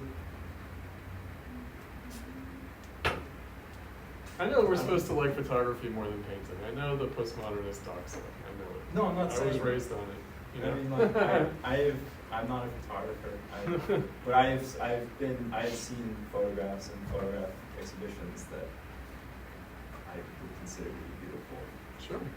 Well, and what, I mean, I think they would also qualify for Kant's, like, articulation of beautiful, right? Sure. Yeah, like, I don't think there's anything about a photograph fundamentally that would exclude it from Kant's thinking as, like a beautiful object. Right. It wouldn't, but that would be, again, in his view, it would be like nature, not like, it wouldn't be like, again, there wouldn't, this is a total tangent, so forgive me. Photography could have been invented at any point in history, but it was only invented in the 1800s. They had the camera obscura in the Renaissance. So nobody ever just took the camera obscura projection and made that the painting. They didn't. They could have, but they didn't. So photography could have been invented at any point. Well, it was only invented in the 1800s. So why? Why? Right? Nobody wanted photography. They could have had it, but nobody wanted it. So that's a question. Again, tangential, but just to place a thought in your head for a second, and maybe take it with you, which is that photography is not just a technological invention. It came at a certain moment in history. Technologically, it could have been invented before. It could have. It wasn't, because nobody wanted it. Nobody wanted photography. They wanted drawing and painting. They didn't want photography. So the why of that is a complicated question. But I will also offer this, since this course is about modernism, it only existed in the era of industrial capitalism. Right. Meaning there's something about human life in industrial capitalism that makes photography appropriate as an art form in a way that for thousands of years before that, it was not. I mean, there's also the question of the scientific revolution, because chemistry is very, I mean, photography is very chemistry dependent, and, you know, it's a modern chemistry technique. So, like, I think the earliest, I mean, outside of, like, big changes in how history happened, I think, like, the earliest you could expect it would be, like, the 18th century. But if you look at, like, what I'm saying is painters didn't paint like they were making a photograph. So if you look at paintings from the 1500s, they have as much detail as a photograph, and as much fine rendering as a photograph. They can even be mistaken for a photograph. Right? You can just look at them and say, oh, that's a photograph. And then like, oh no, it's a painting. But the image plane is different, the picture is different, it's a different aesthetic. It's multi-point perspective in painting, it's one-point perspective in photography, it's monoptical. It's totally different. It's not stereoscopic at all. Photography. Nobody wanted that. Right? They could have done it. They could have just done finely detailed painting based on the projection of a camera obscura, but nobody did that. They always altered the image produced by the camera obscura when they painted. They used the camera obscura as a drafting tool, but they never just left it literally as the camera obscura projection. They never did. Until the 1800s. So it has nothing to do with chemistry. I mean, but even, I want to follow you, I do, but like, even that, like, camera obscura is like really hard to like use in an effective way if you don't have like lens, like celluloids, right? Like just using a pinhole and whatever's outside of it. Composition becomes an amazing challenge. Your image is upside down, you've got blurriness, you know, I've never used camera obscura, you can't really like render very well, and you can block it in at best. You can't make it that subjective. This is pretty photographic, right? What's that? Pretty photographic. Yeah. Good. And yet, the image is rendered differently than a photograph would be. Like, if you look at the picture plane and how, like, the whole physical space rendering, right? And again, you can be sure that, the painters used these drafting techniques. They used lenses. They used these things. They did. They absolutely did. And this is the scientific revolution, right? Scientific revolution. They're using scientific optics, but they didn't want the literal photograph.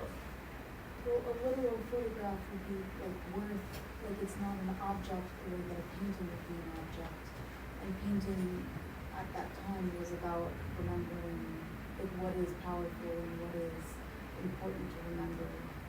Like there's images and objects of power. Well, I mean, yes, but they could have done it that way. Like, in other words, they could have, like I said, they could have just used the drafting techniques and made it oil painting on canvas, made it durable, made it, expensive in terms of materials, but made it lasting in the way that, like, a paper print of a photograph is maybe more fragile, more ephemeral, yes. But still, the image, the picture, the art, right? And then, and then the funny thing is that then photographers have to rediscover painting techniques. That happens too, no? In like making the aesthetic choices that they make, right? They have to re-inhabit the history of painting. And so it's not like painting and photography are wholly different art forms, but the photography that we have now is just not like some natural outgrowth of technology. It's an aesthetic choice, right? So that's my little caveat, is that, so mechanical art, what would mechanical art be? So he does, again, the difference between art and craft. We don't like that distinction either, do we? Art and craft. We don't like the idea that art might be higher than craft, because that sounds inegalitarian or whatever. No, there's a difference between art and craft. There absolutely is, right? So. It's more like how it's valued that is. But why would we value art over craft? And what do we make when we make that distinction? Because art is associated to intelligence, genius. Craft is the work that we all use but don't see as like this high form of intelligence. And it's also a gender distinction. Yeah. It's a product of patriarchy. Like, I don't know, race It's a product of patriarchy? Or it's a it's product of the fact that women weren't allowed to be artists? It's intertwined with patriarchy, is how I'll very carefully say it. It's imbricated. Imbricated. Okay, so but what's Kant's point? Kant's point is not to like make a sexist distinction. That's not his point. And he wouldn't care. Yeah. Right. Like it's not like you need a philosophical justification for sexism. Sexism just existed. It's not like you need art to do something to make sexism happen. Sexism happens independently of art. It was also not a system that he's aware of. Well, no, 1700s there's already demands for women's equality. That's happening. In the Enlightenment, that's happening. And he certainly doesn't reject that by any means. But there weren't as many female artists as male artists. That's for societal, cultural reasons. So, getting back to it, so that's what you think the craft distinction is? No, that's one articulation of it. It's one component of it. So it's that distinction among men who are artists versus men who are craftsmen. That's not a it can distinction. be that too, but it is also tied in. Because there weren't too many women who were craftspeople either. What's that? There weren't too many women who were craftspeople either. When and where are we talking about? In the 1700s. Okay. They're not women who are craftspeople. Well, craft is also like there's the implication of something being produced and reproduced and reproduced.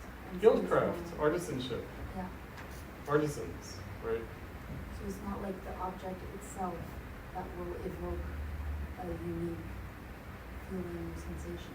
Like of any one thing, there are reproductions of it. Well, okay, so mechanical, right, yes, it does have this kind of proceeding according to like craft. like imitative. It's not the language that he uses. It's imitative rather than original. Repetitive. Do you think that craft necessarily has to have a purpose? A purpose? Depends on how we think about purpose. Yeah.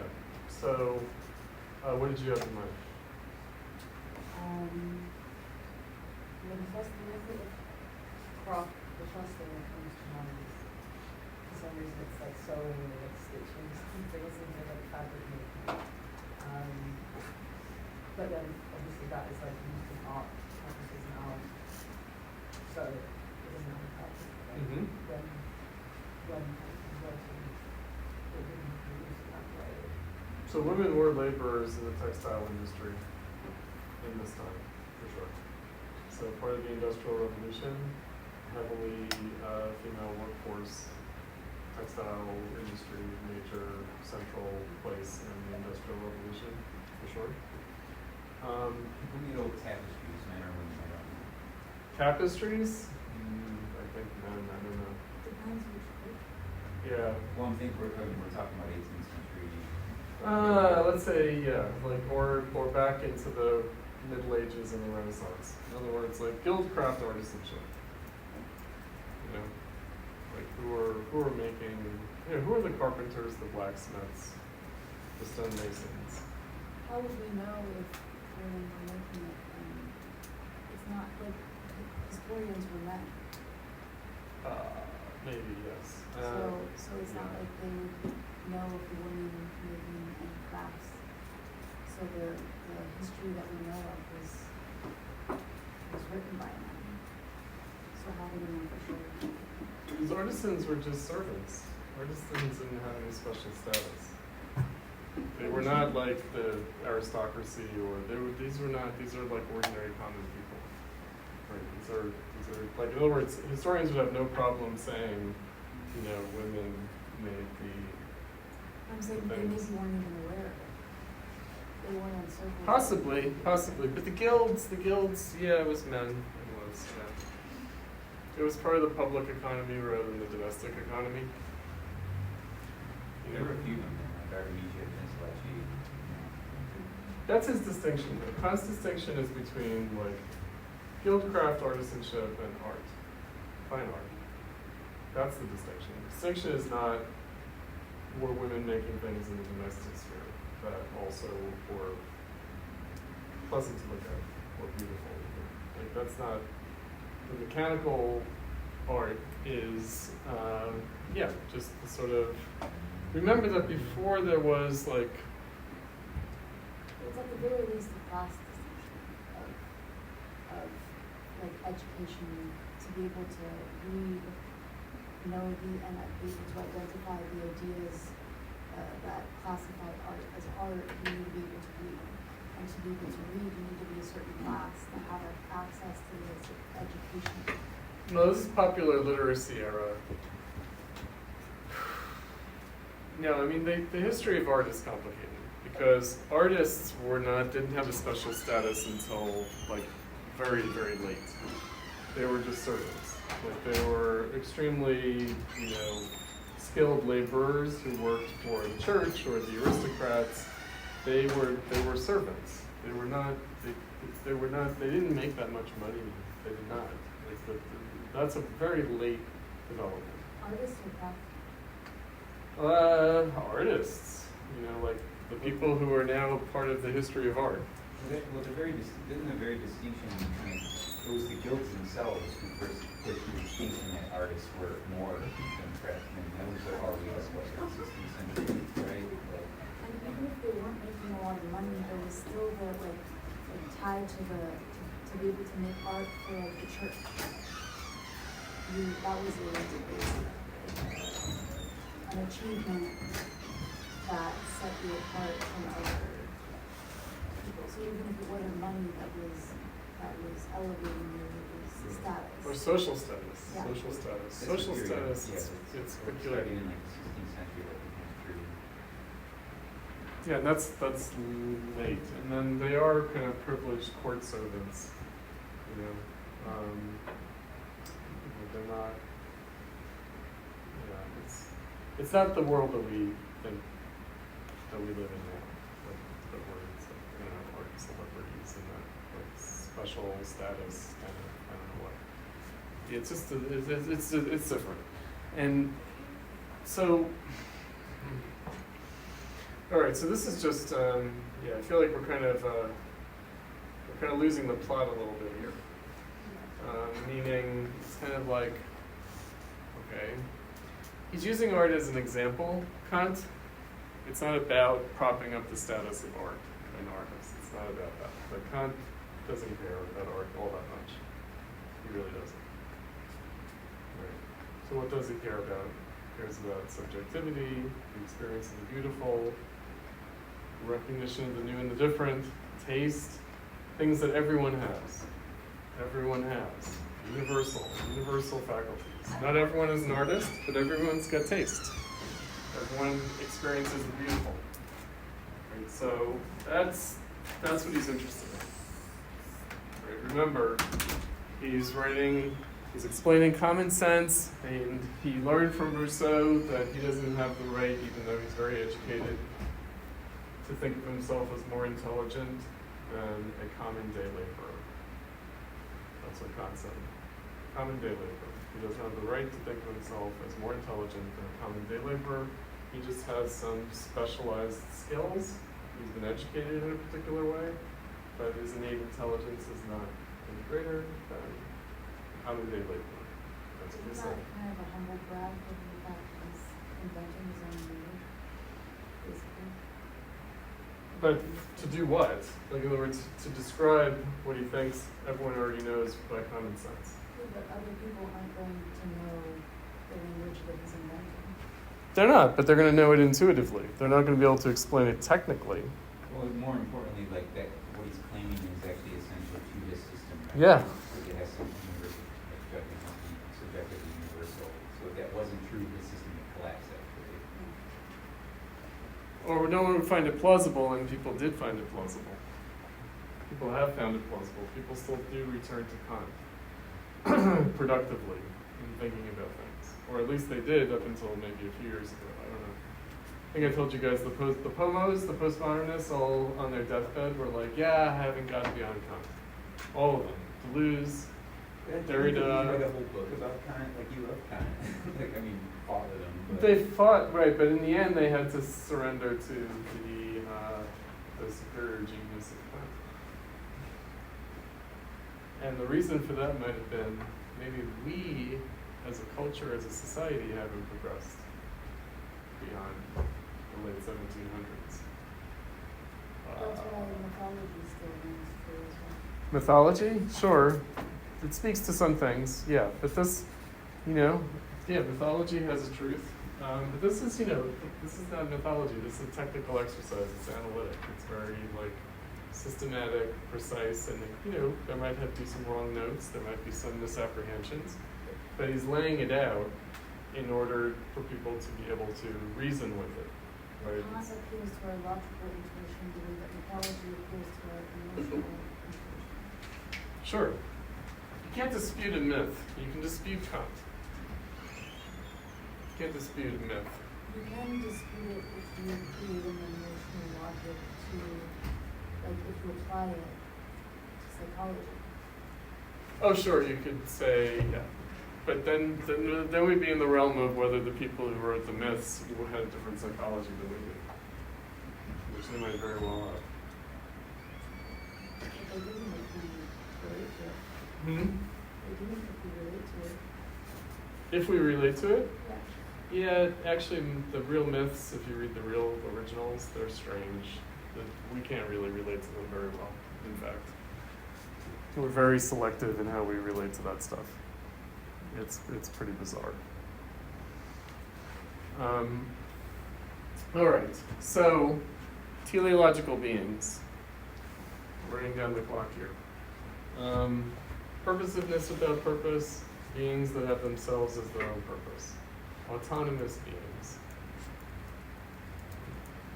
Living form. different from mechanical form. So we made a distinction between mechanical art and pure art. Well, one distinction would be that there is art. I mean, you guys have seen movies, haven't you? Yeah? So there are movies that you watch, and aren't some movies just painting by numbers, kind of very rote, very formulaic, very mechanical, like very like, oh, this is just cranked out by the industry, like it's just sort of obvious. And then there are movies that are like art, that are like, oh, I didn't expect that. They did something different. Wow. Right? It wasn't just a predictable exercise in a rote practice. Right? Those are the distinctions that Kant's making. Like, we all know this difference. This is common sense. Right? So, but again, drilling down, like analyzing it, rather than just intuitively, like we know the difference, how can we explain that to ourselves? How can we explain?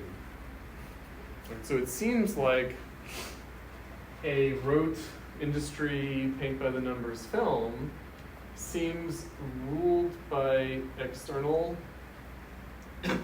principles, right? It's fulfilling a concept of like a film, as opposed to creating its own idea of itself, like defining its own concept of itself. That when it does that, then it seems to be art, by comparison, right? It seems autonomous.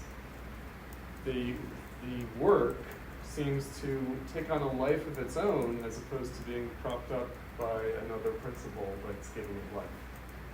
Meaning if it's just fulfilling all the cultural expectations of a film, then it doesn't seem to be really self-sustaining, self-ruling, self-determined, self-perpetuating, autonomous.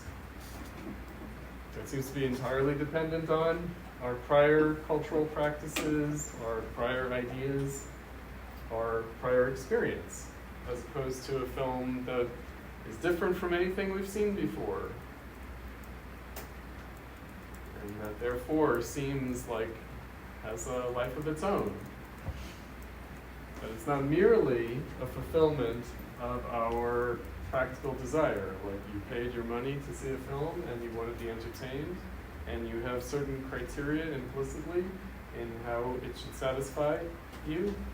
Otherwise you're going to feel like you wasted your time, you wasted your money, you know? As opposed to, wow, that's way beyond anything I was expecting, and it's not just some pastime activity that, you know, pay money for as a cultural commodity. Yes, this is the distinction between mechanical art and pure art. Right, so if it just fulfills your concept, if it just fulfills, like you have some hours to spend, maybe you hang out with friends, let's go to see a movie, right? That's like not an autonomous phenomenon. It's a heteronymous phenomenon. Film entertain us. Right? So again, when we relate to it as if it were another being,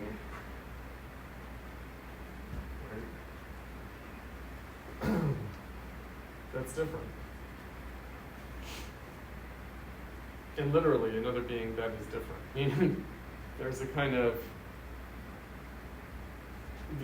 the object of nature that we regard as beautiful, or the work of art that we regard as beautiful, doesn't seem to be merely a projection of ourselves.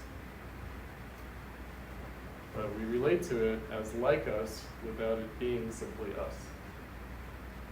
So there is like a difference, an otherness to it. And he's like, where does that come from? Where does that sense of that come from? Because it's not in the physical thing. It's not. So where is it? And how did it come into being? Right? How was that made to happen? Right? And so that's the issue of like the artist. So when art imitates nature, it has the lifelike character that nature has. It has the autonomous, spontaneous character that nature has, except it was produced by people. It was produced through deliberate, practical action. Mm-hmm. Well, isn't the like process of like everything coming together perfectly in the right moment in time and like making a perfect movie where you experience it in a very real way, like everything is happening at the same time and all of that is against very difficult odds. Isn't that something that is similar to like the spontaneity that occurs? It is. It is. It's so improbable. Well, not improbable, but impossible to imitate. Right. So it's impossible to imitate because we have to think about what we're imitating when we're imitating, right? What imitation amounts to. So Like you can't force that to happen. There's no formula for that to happen. It just Right. does. that's right. Well, it just does, and yet it's also intentional. It's also something that someone can take responsibility for. The pursuit of it is intentional. And what we can recognize in ourselves in that experience. I mean, that's ultimately the upshot of it, is that, again, it's sort of what are the criteria for having that kind of experience? What are we describing when we're describing that experience? So I left hanging the rational object of the concept of God, what I mentioned earlier, rational object of the concept of God. Like what is it that we're attributing to it? Like what does that mean, right? And it is like ultimate freedom, right? So like a divine act seems to be like ultimately free in a way that natural events don't. Right? So, and that's why art was associated for thousands of years with religious ritual, because art made the divine present. Right? And it's why artists were seen as just channeling the divine, like, but they weren't doing it. That the divine forces were acting through them.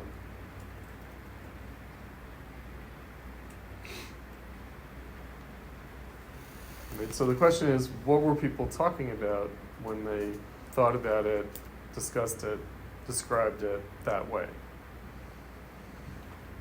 They were describing freedom, which for thousands of years, freedom was what God had that humans did not.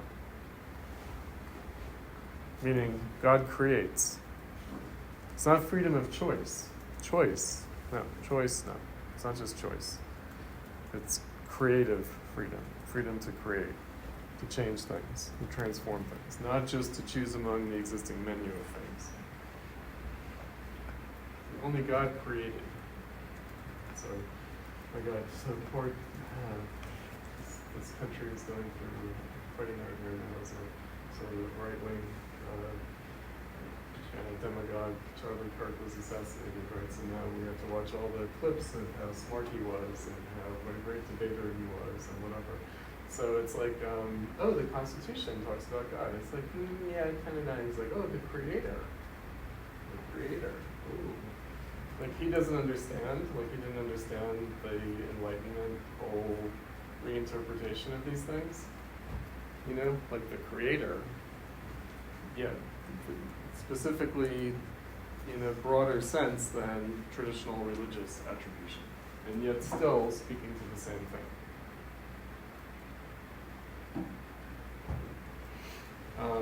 Meaning, like, who's the creator?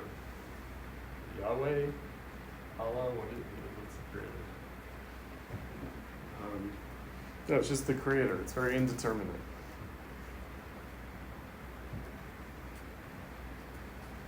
So, so that kind of like being, so the being that creates. But what if we're the beings that create? That's really the point. So back to you guys.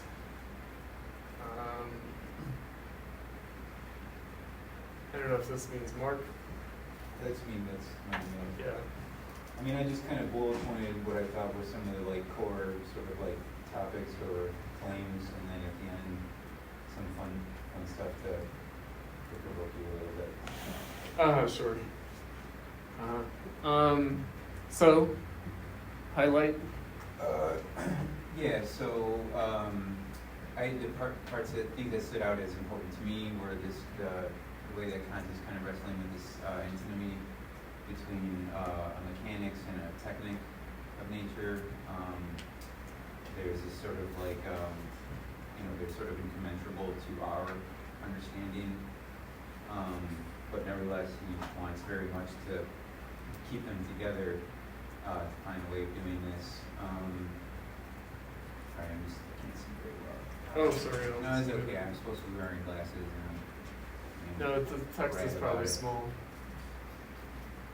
Let's see. Yeah, the two we talk about is reflective judgment. We cannot know it or determine it in an objective way due to the particularities of our cognition. But another kind of understanding that differs from our own, is pointing at God, may be able to reconcile the antinomy between mechanics and technique into experience and as a kind of like objective totality, I guess, without the sort of euphoриas that we run into.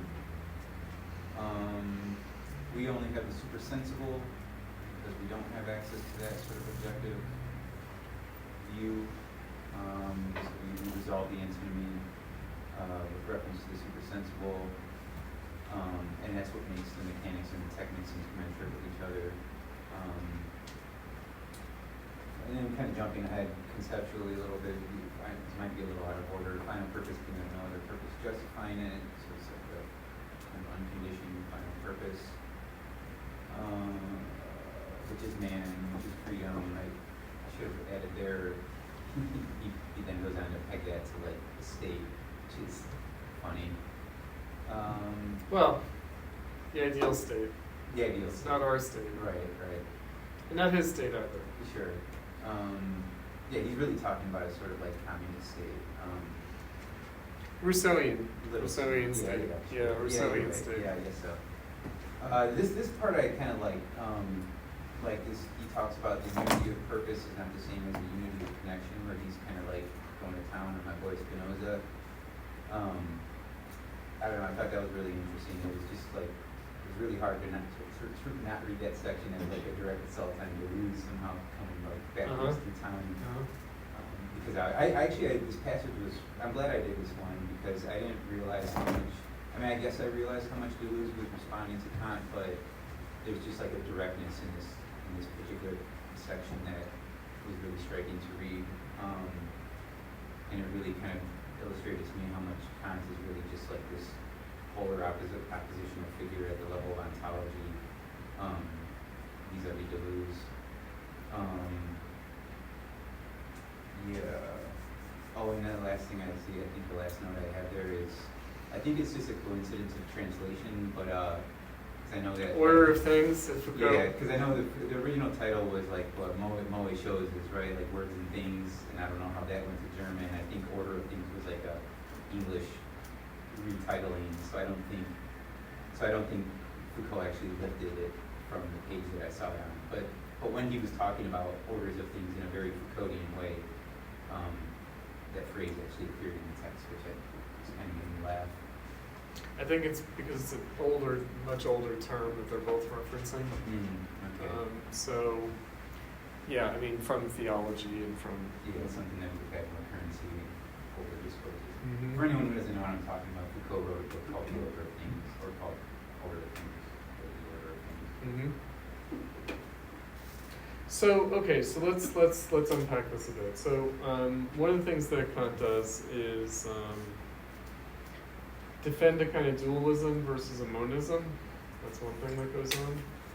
And so Descartes is the famous dualist and Spinoza is the famous monist of the 1600s in terms of like some preceding philosophy and in terms of the Enlightenment, the 17th century Enlightenment versus the 18th century Enlightenment. So he calls Spinoza's view hylozoism, so that's the idea that like nature itself is alive, right?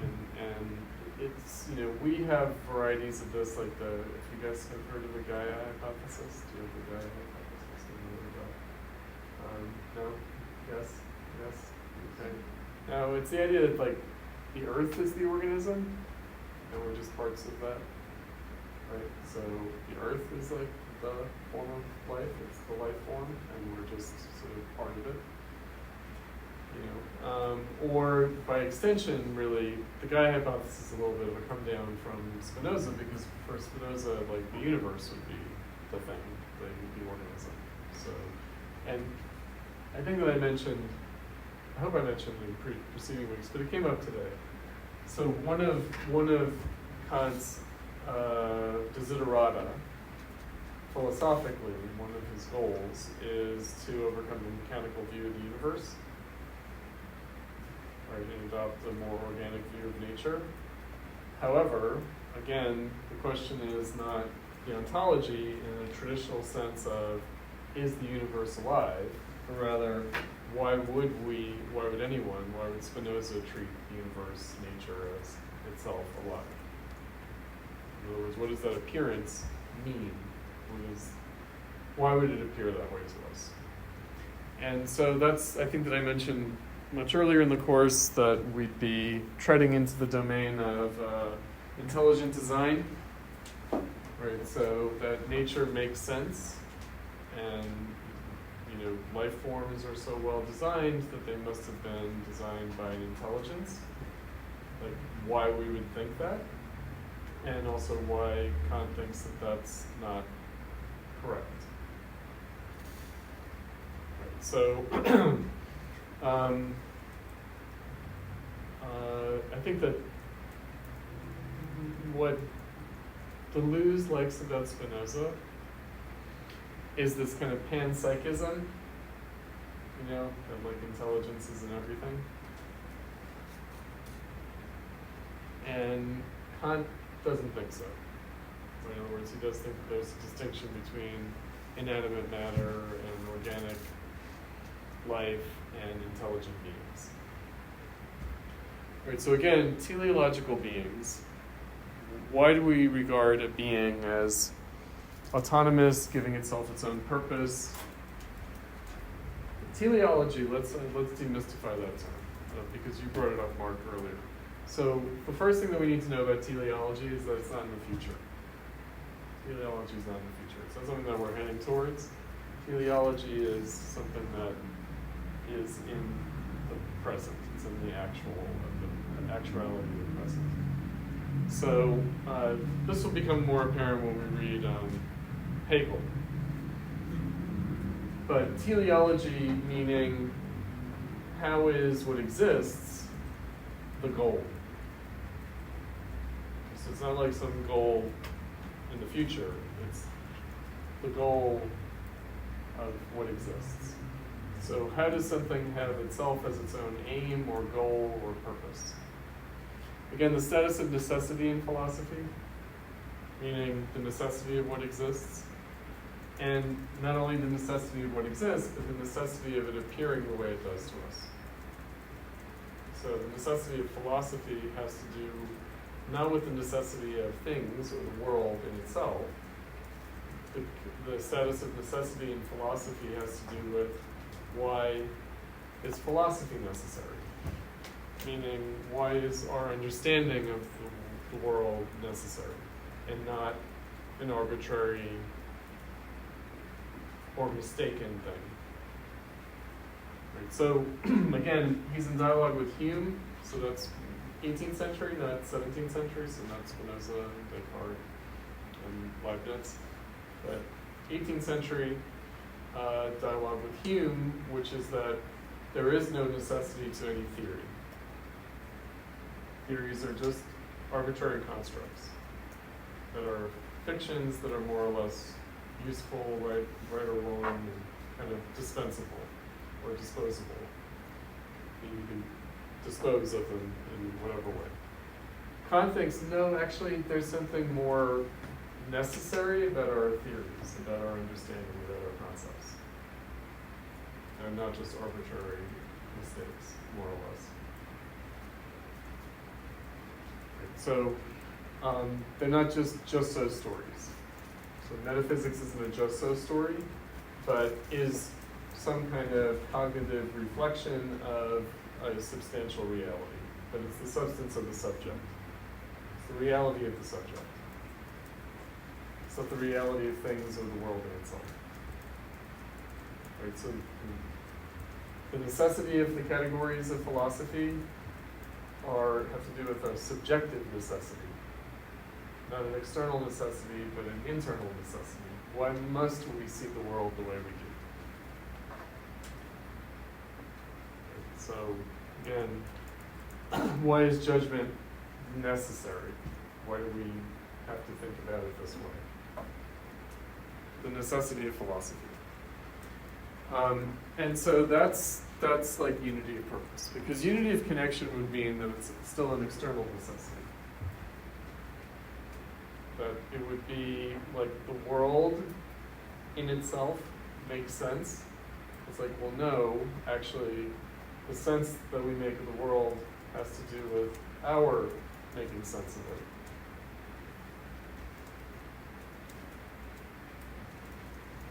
Especially because the sense we make of the universe changes.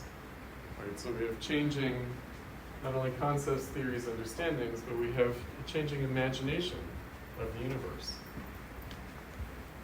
When we imagine our place in the world, in the universe, in space and time, all those things, we've changed that, and we will change it again.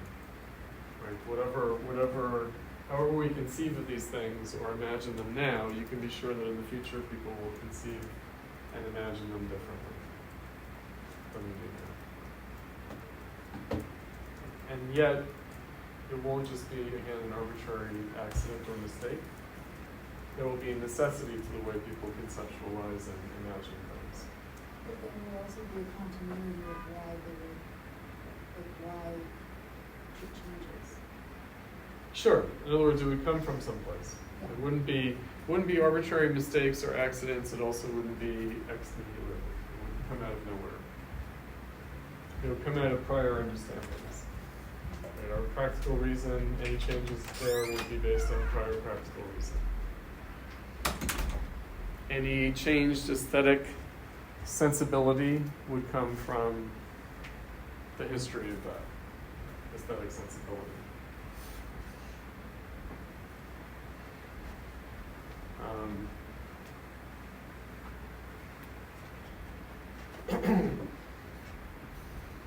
So, I mean, the final purpose idea, the teleology, just to flip it around. So, teleology is not some future condition, but it's present condition. And similarly, purpose, final purpose, has to do with the purpose of what is, the purpose of what exists. Right? So, final purpose, ultimate purpose, in that sense, unconditioned, meaning hasn't been mechanically determined. Right? So what exists now has not been mechanically determined. Even though that would explain a lot, it still wouldn't explain some things. So basically, we have no control over those. No, the opposite, we have control. That's the point. In other words, we are not just marionettes in a divine created clockwork mechanism.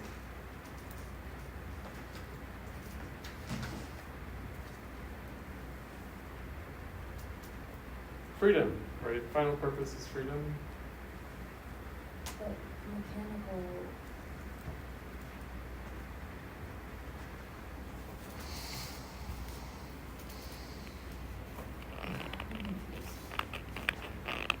So here's another universal. So all philosophers across all cultures or civilizations across all of history have struggled with the free will versus determinism problem. And yet that problem has actually appeared differently.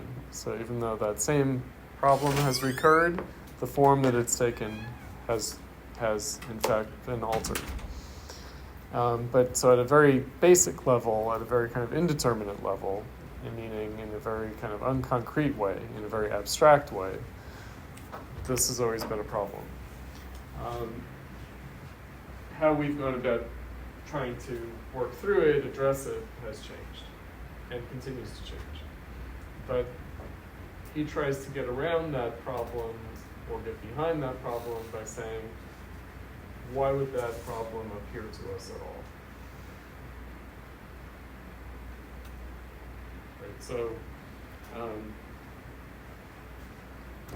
so meaning humans have never, until maybe now, maybe some people think this, but generally nobody thought that it was utterly mechanically determined. Life, everything. Right? There was always the ghost in the machine, there was always the prime mover, there was always like the spirit of God or some kind of divine providential action.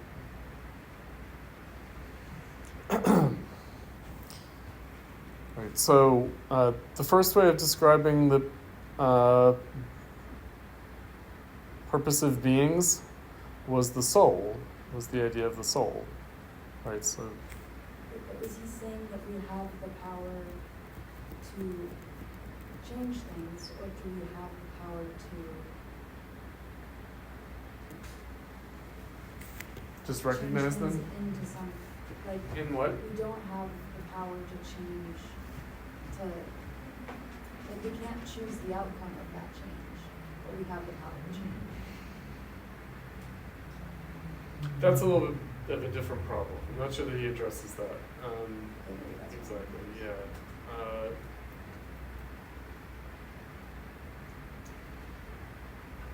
And Kant would say you're free to make an attempt, right? Like you might encounter resistance in the world, Yeah. whatever you're trying to do, because there's other free agents who may want something else in the world to happen. But you're totally free to like try whatever you can think of, so long as it falls within the capacities of the free play. Yeah, because that's what I was thinking when I was thinking about mechanical is the outcome, like choosing the outcome Yeah. of the way that things are. I mean, you're restricted just by your dialectic of the world. You don't even have opposition. It's open-ended, right? In other words, it never comes to a stop or an end, right? So that's why, I mean, it's not about choosing the outcome exactly. It's that there will be further consequences, right? So it's not,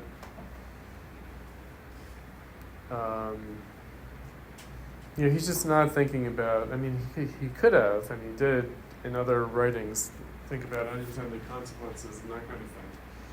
But because Rousseau dealt with that, meaning we create problems for ourselves that then we have to work through, and then working through those problems creates other problems, and that just sort of unfolds forever. That's a little bit different. So again, the question is, how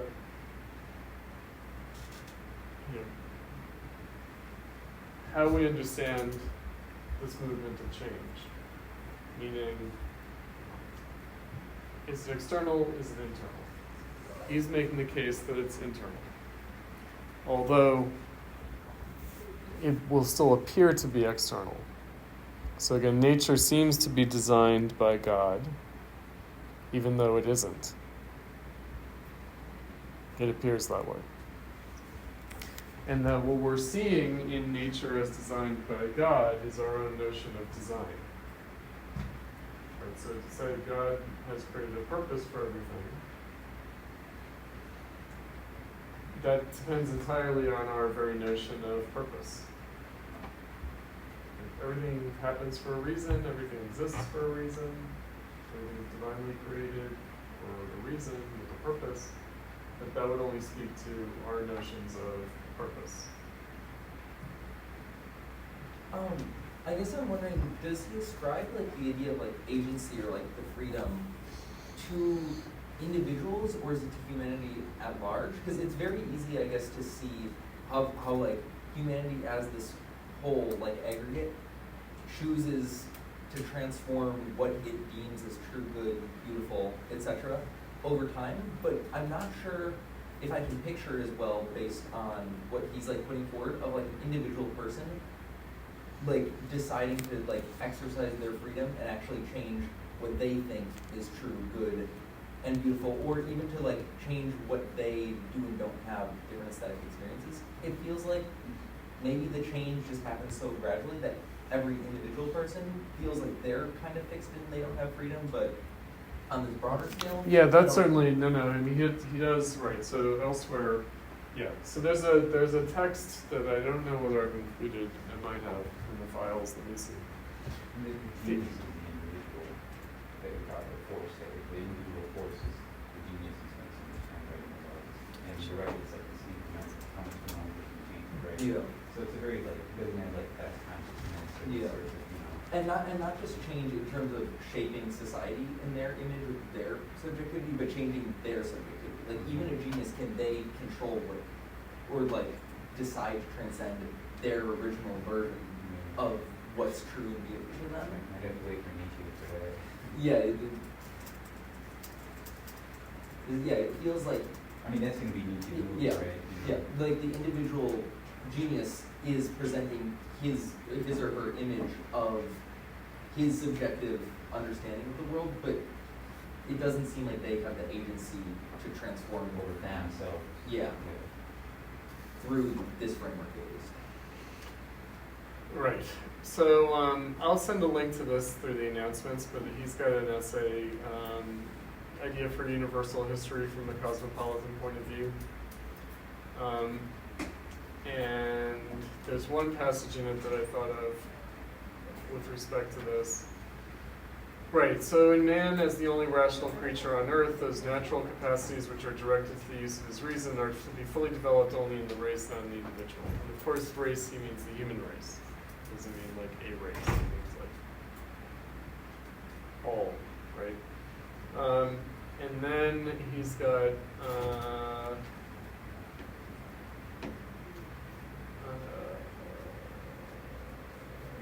the antagonism of society.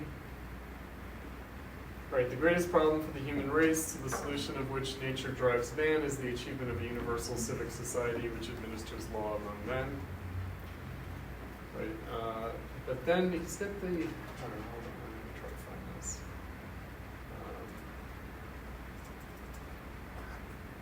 Oops.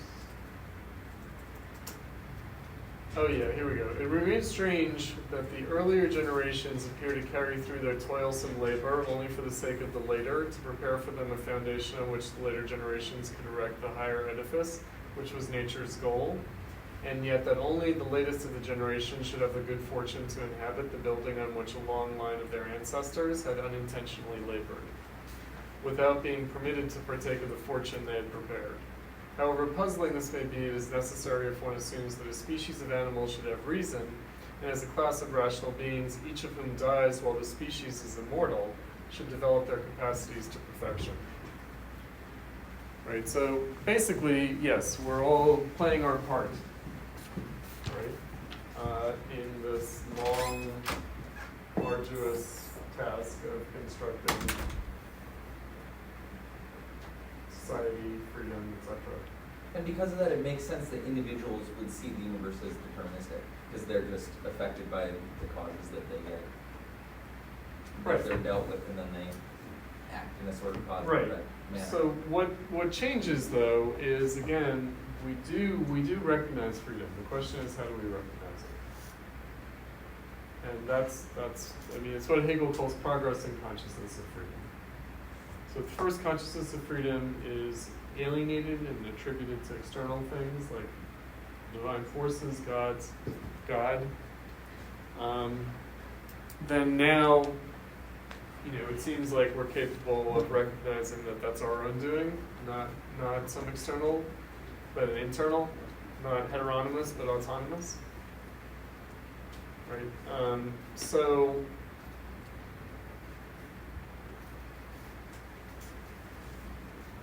yeah, I would say that this is, that's his view. And it's a very Rousseauian view.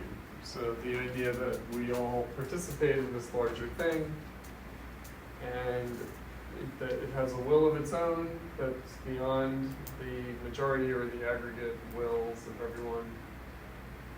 And that's what drives history forward. So it's very Hegelian Geist. It's very, very much the same idea. I think with teleological beings though, he very ambivalent. And I think this is a good example that kind of pairs well with when he was talking about a tree.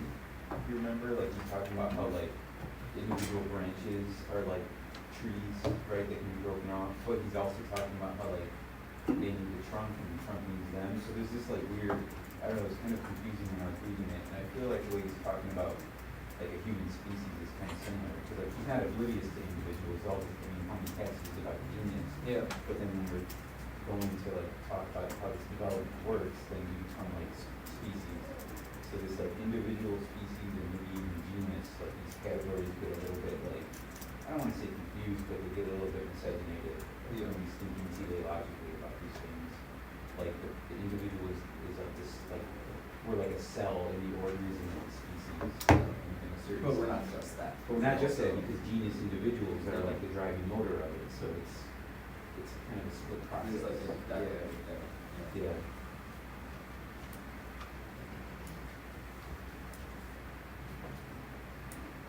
Yeah, we're not just cells. That would be the anti. I was just reading George Lichtheim, who's a mid-20th century or mid to late 20th century kind of intellectual historian, and he was talking about the emergence of postmodernism. And he was saying that postmodernism, the result of postmodernism would be a kind of anti-view of society.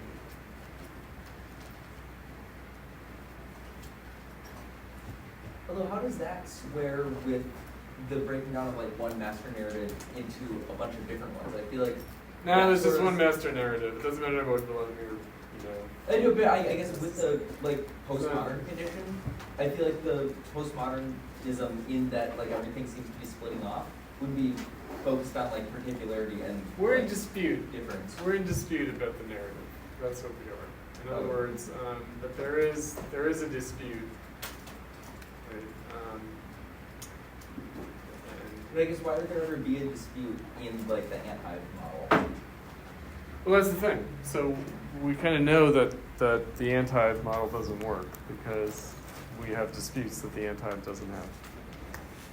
Well, the postmodernists that I read, and I don't think any of them even identify with the term, but right. It's not an embracing of the anti-model.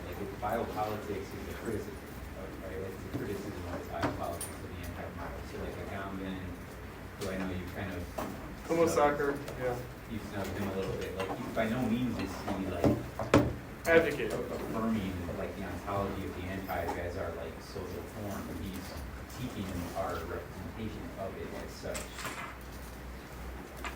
Yeah, capitalism has done this. All right, so let's adjourn for now. Next week, Schiller, and there will be a change. The text, the prose will be different. The reading will be different. I think that it will be more amenable. It won't be as strangely arch and logical and opaque in the way that Kant was. Okay.